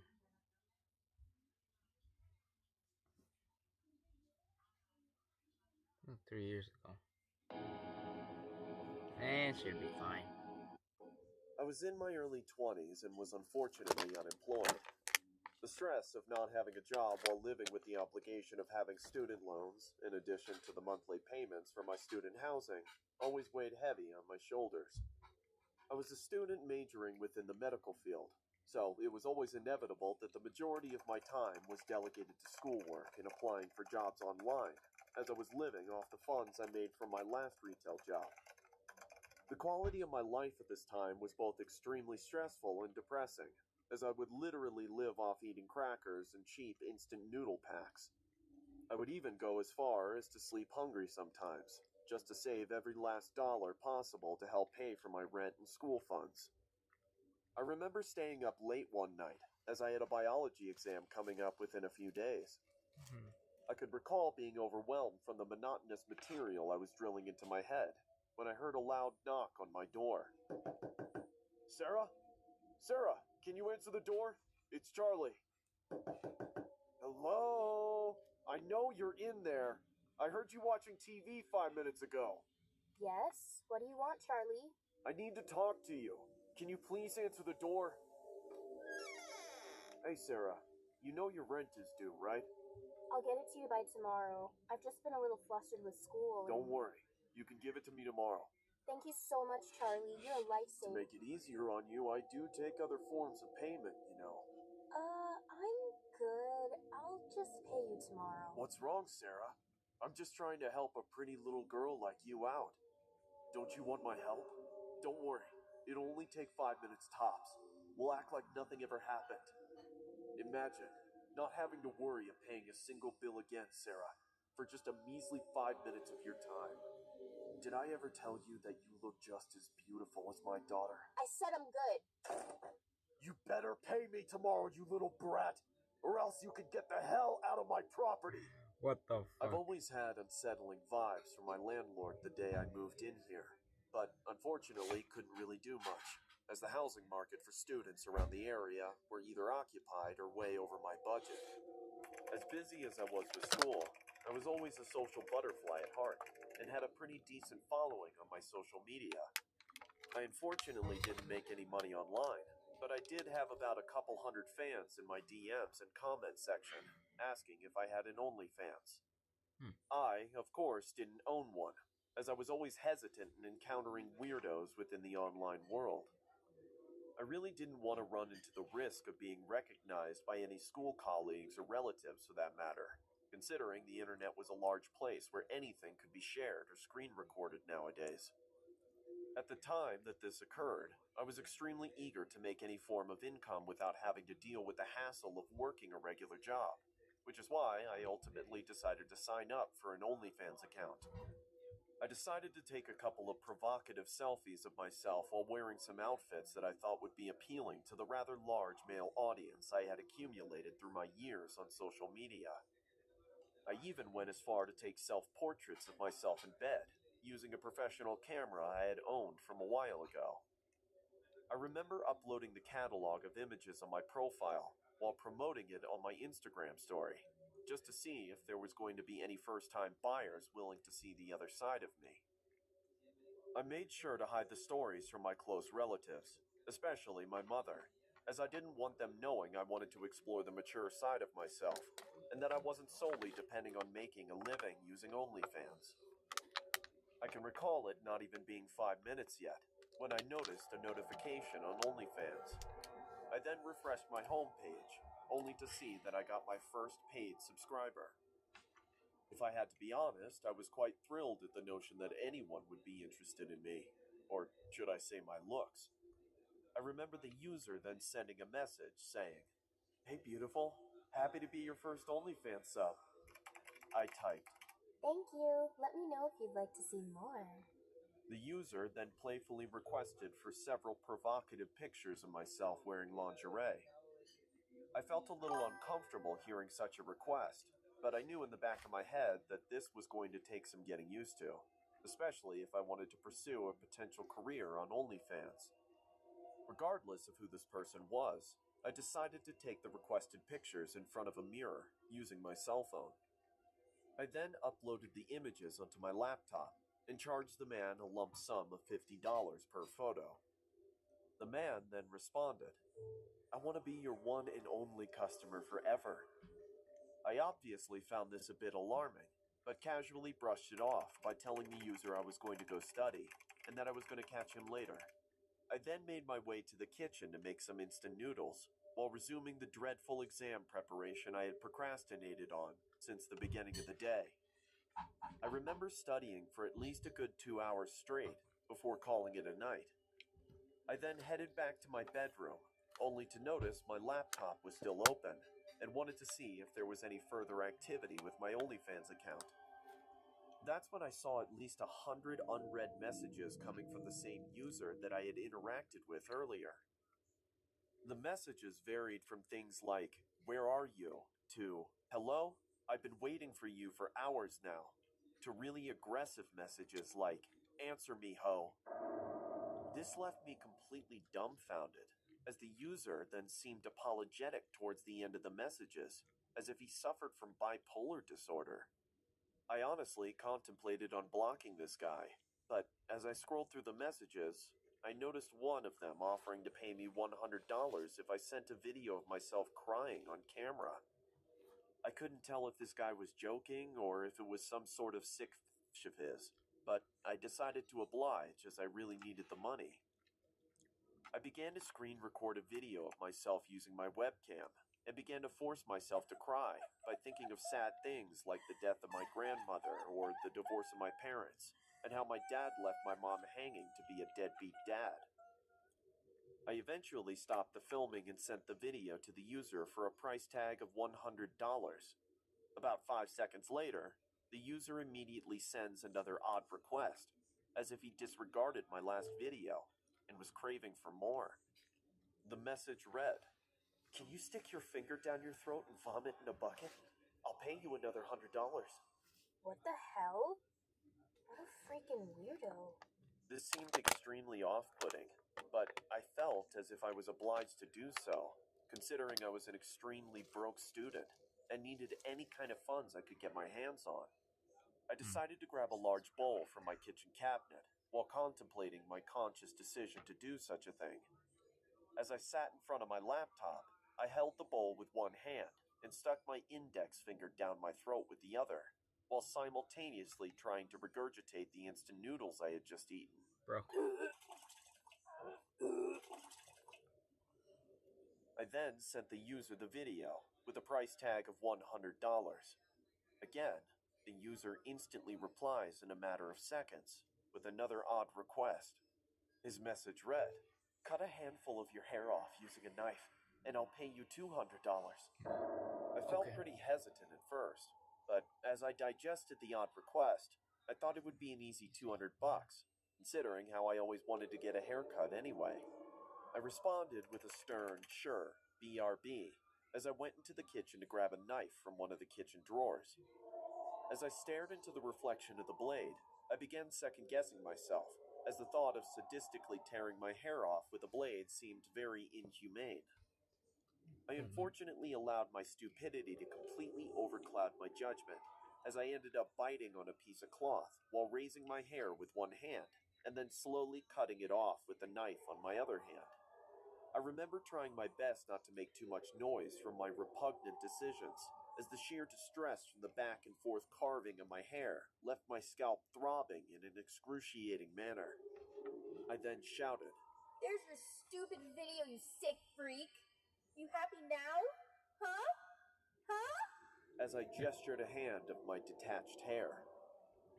That's when the user immediately responds with another sadistic request, saying, "Now, cut your finger off for another $200. I immediately dismissed the user using profanities and vulgar language, basically telling him to go F himself, as I simultaneously block his account.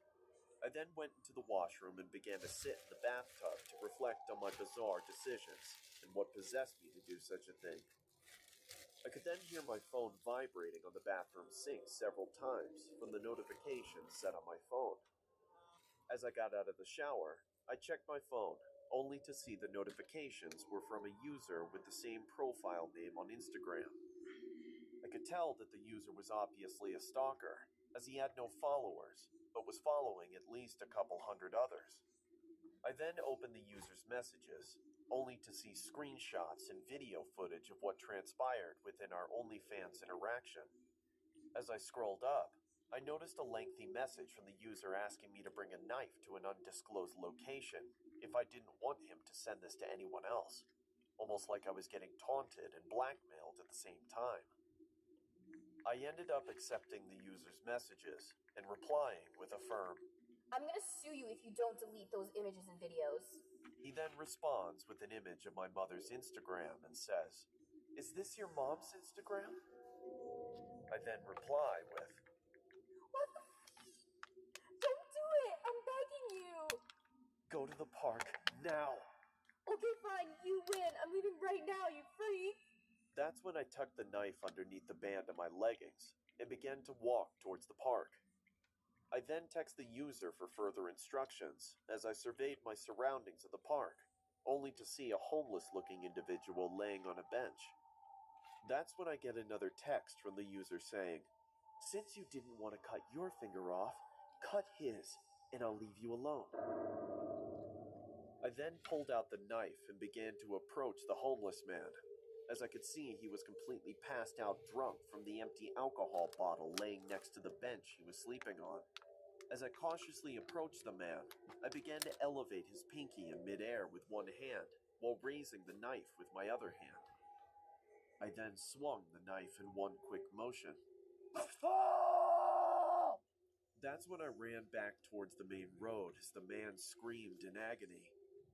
I eventually made it back to my place and began panting in distress and exhaustion, without making it obvious to the other individuals in the household that I had initially stepped out.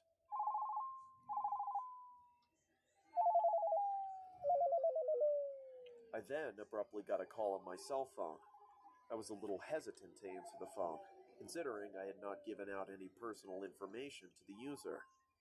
As I pull out my phone, I can see that the call was surprisingly coming from my mom. I answered the phone and said, Hello? What the hell is wrong with you, Sarah? Why would you do that? Why? Have you freaking lost your damn mind? You're all over the damn internet!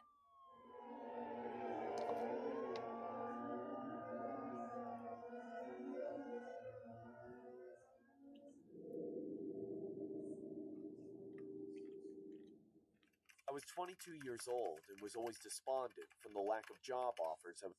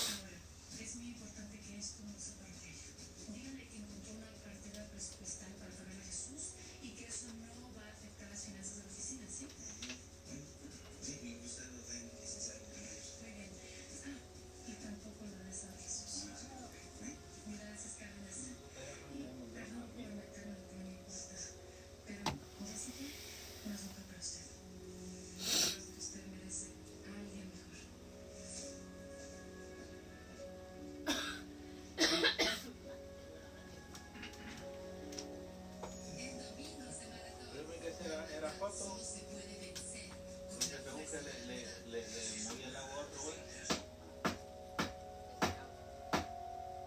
No, sí. Igual ahora.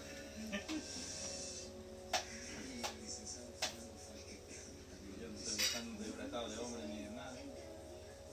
Pues lo miro pelón igual. Ahí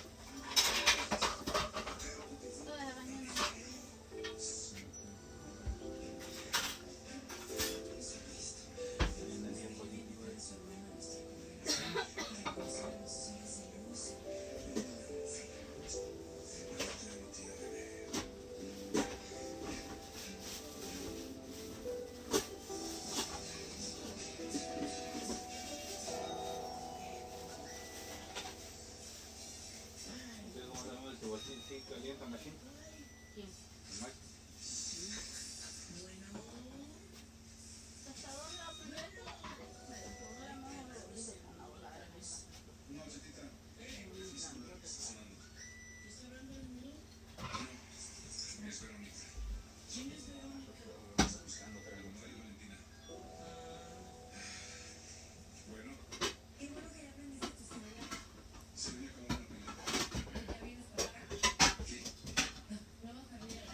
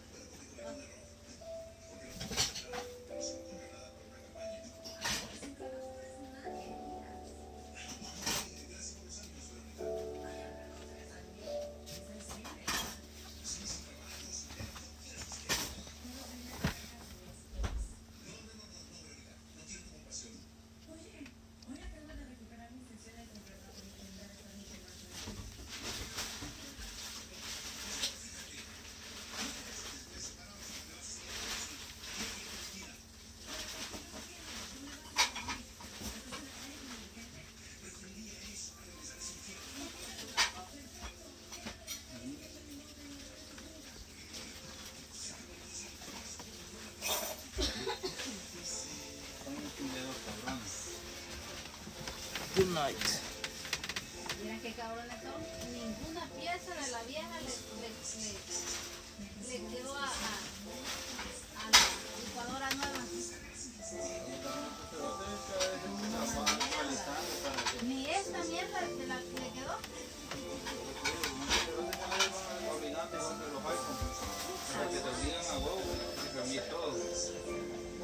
Pero nada, ni la camarera, ni el vaso. Intenté ponerlo en esa, no, nada. Lo único que este sí quedó en ese, pero ese es el nuevo. El viejo de este no. El vaso es el único de este. De ahí.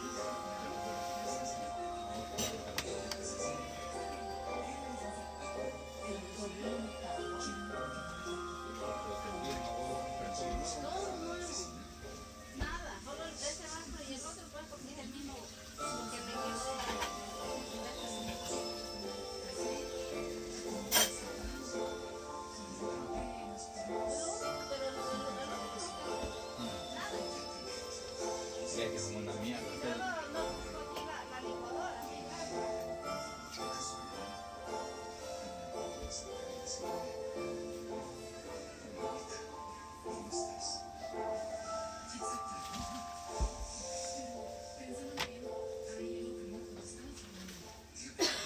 Muy alta.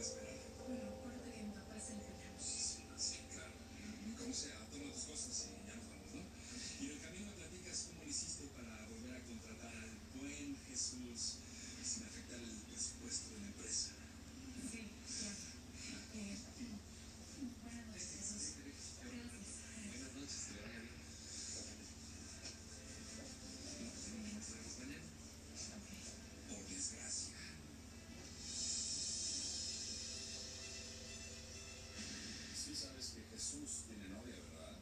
Sí, se llama Xochitl. Igual y es por ella que regresó a Guadalupe.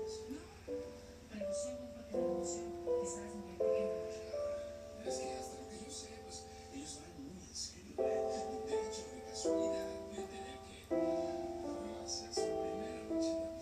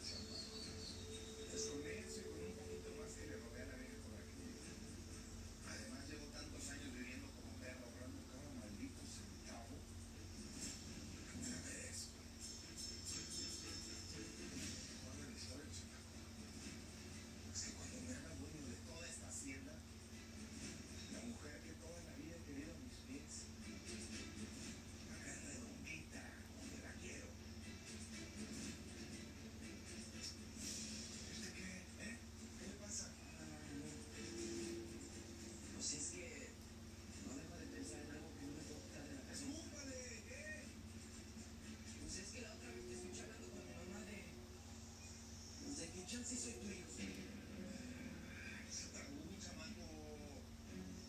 Bueno, es que a mí me gustaría que fueras mi papá, Gaby, no estaría bien padre. Ya no hagas tonterías, piensa con la cabeza, ¿eh? No estás haciendo tonterías, ya te lo dije. Yo no soy nada tuyo. ¿Y sabes qué? Ahí te vas caminando, por tarugo. Oye, nada, te vas al pueblo caminando. Está bien, por eso, tarugo. Por un lado me siento más tranquila. Perdí a Damián para siempre, pero recuperé a mi papá. Y eso quiere decir que mi vida va a cambiar para mí. Ojalá que sí, Elisa. Pero lo que no entiendo es por qué dices que perdiste a Damián para siempre. Porque él regresó con Florencia y no pienso hacer nada para impedirlo. Bueno, pero ¿por qué no? ¿Por qué no? ¿Por qué no? A lo que ya. Eso es algo que no pienso discutir contigo. ¿Qué? ¿Sigues envenenado conmigo? Ya me vas a hablar. Perdóname, Toña, pero no me puedo quitar de la cabeza lo que escuché hablar a Vicente con Camilo Mendoza. Pero pues si nuestro chamaco ya te dijo que inventó todo. De todo corazón espero que me haya dicho la verdad. Porque si me llego a enterar que es cierto, que fuiste capaz de faltarme, de engañarme con ese miserable, te juro que soy capaz de... Tienes ningún derecho de hablarme así, Gabriel. ¿Tú crees que para mí fue muy fácil casarme contigo sabiendo que estabas enamorado de otra mujer? Y eso lo he tenido que pechugar todos estos años de matrimonio. Yo jamás te he mentido en nada, Antonia. Desde que nos hicimos novios, hasta el día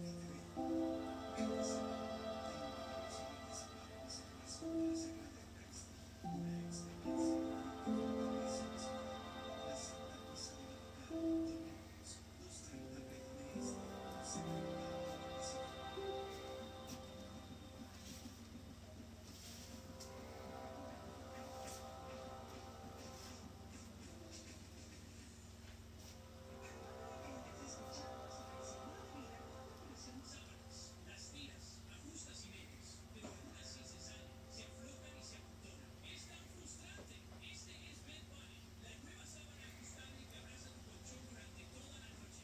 Garantizado. Reemplaza tu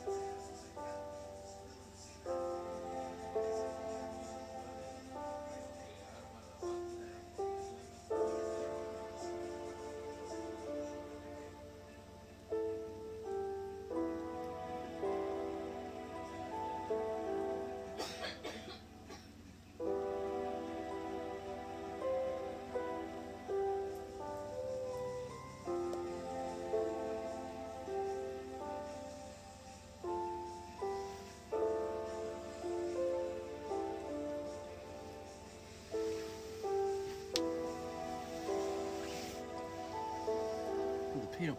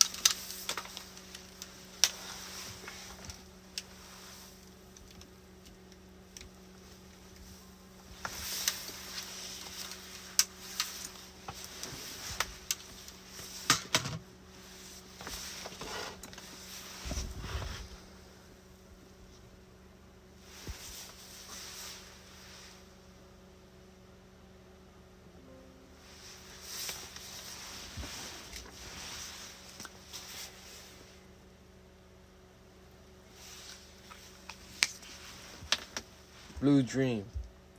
Yeah, bro. Good morning. Good morning.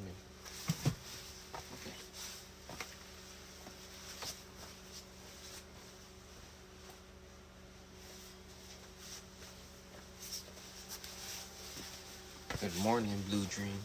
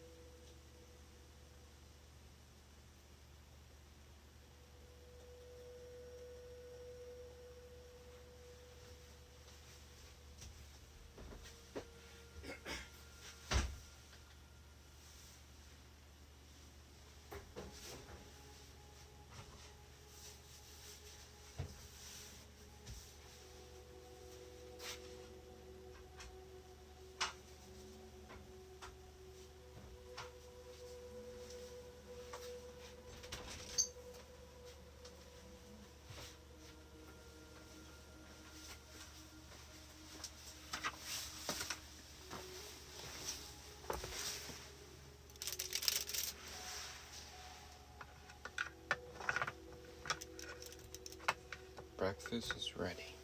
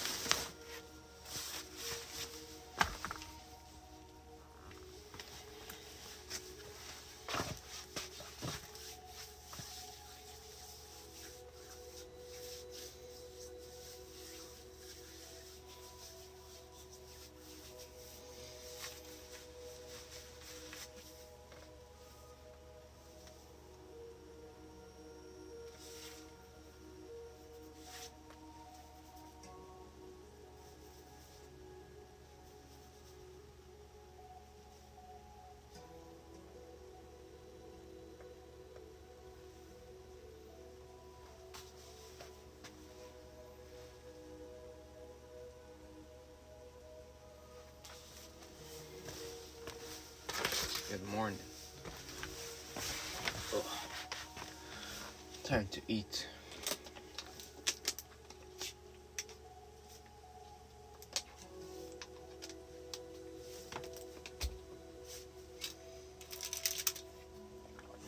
Yum yum time.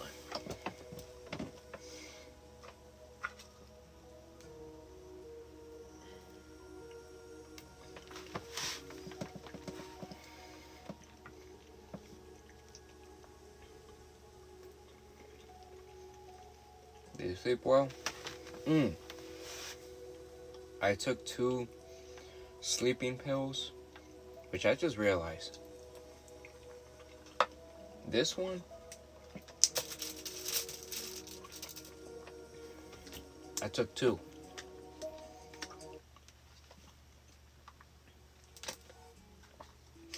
It has magnesium, 1 sagana, GABA,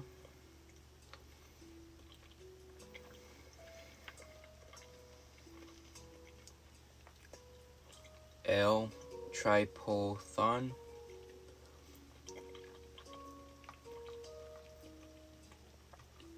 chamomile, and melatonin. 1 pill of these has 5 milligrams of melatonin, and it has magnesium. Wasagana. I took 2 of these, so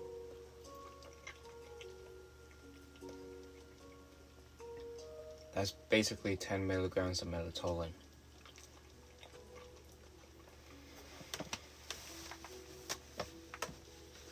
But yeah, I slept better.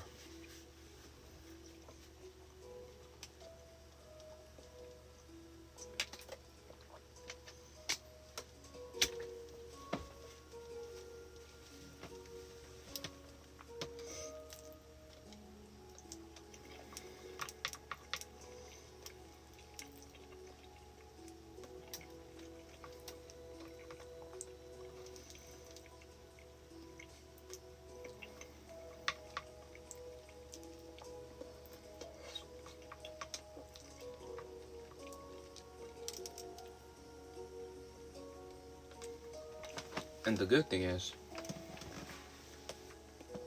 I don't feel drowsy. So I didn't have too much. 2 of those is fine.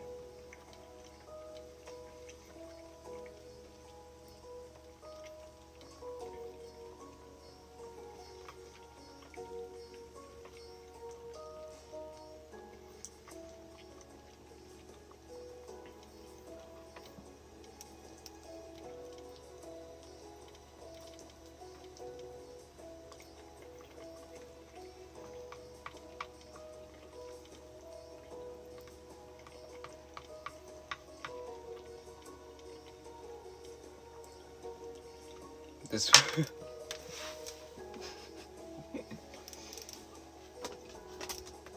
I lost my Yogurtland spoon, so this is all I have.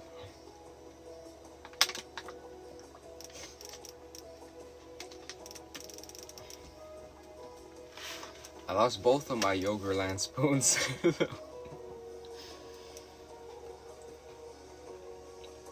This is all I have.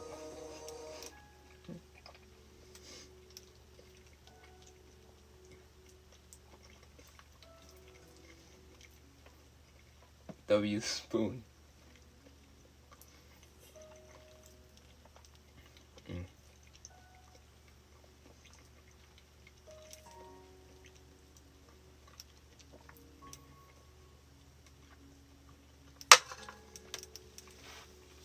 Alright, so today is the doctor's visit.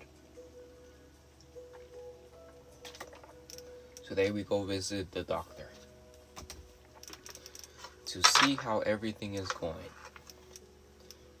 We're gonna get a physical checkup.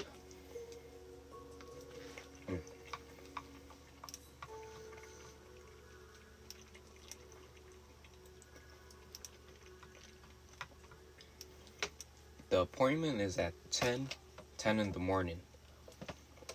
I have to be back here by 9.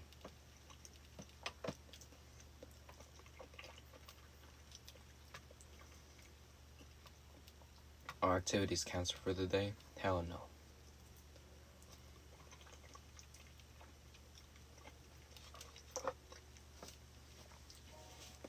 That means I have 4 hours. 4 hours to speed run all of my training.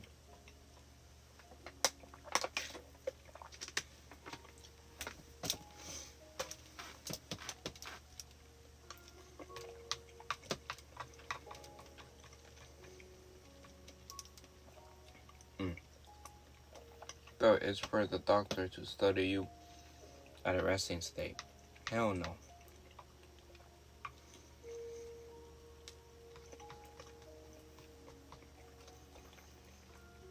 You're gonna go to the doctor all jacked up. Well, that's my normal state.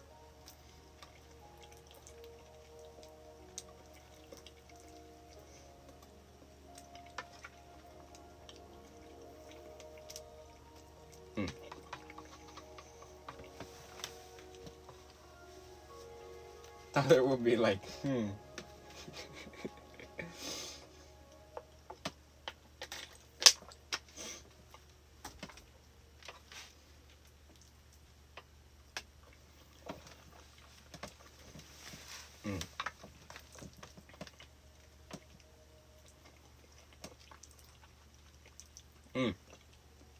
My nosebleeds are gone. I still don't know why my nose was bleeding.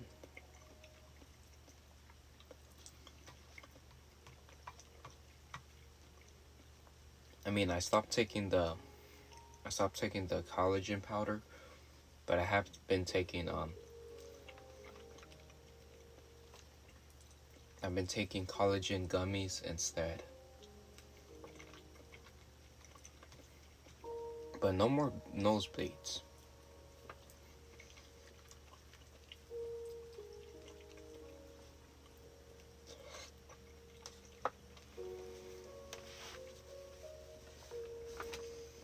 Which is surprising because I sneeze a lot.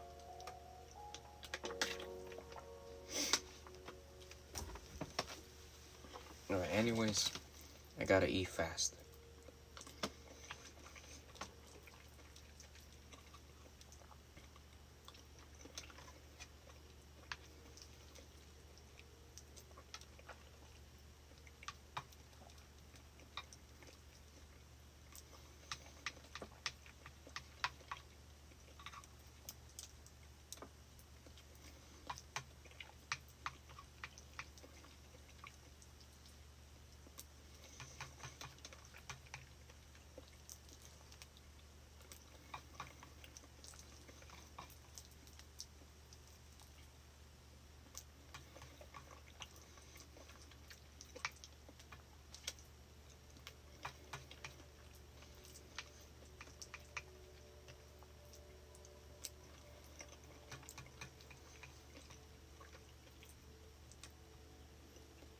I'll send over my data collected on you to the doctor.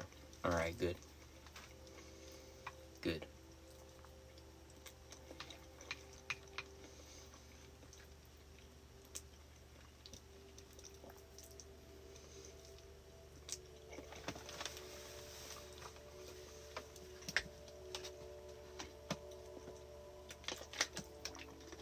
Hopefully, we only get good news. Hopefully everything is good.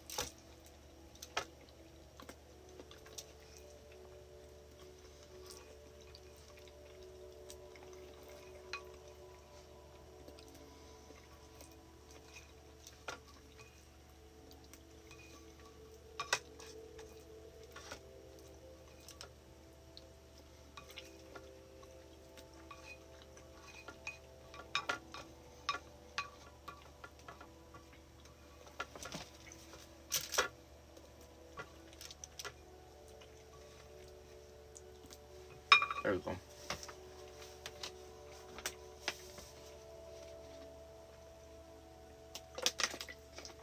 And we are ready.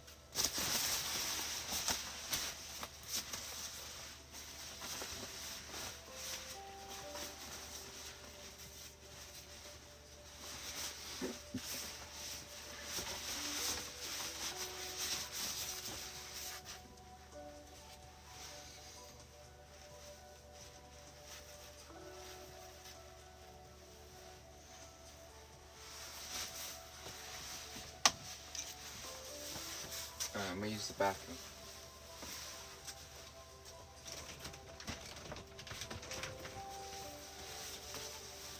Wait, we're gonna have to take toilet paper.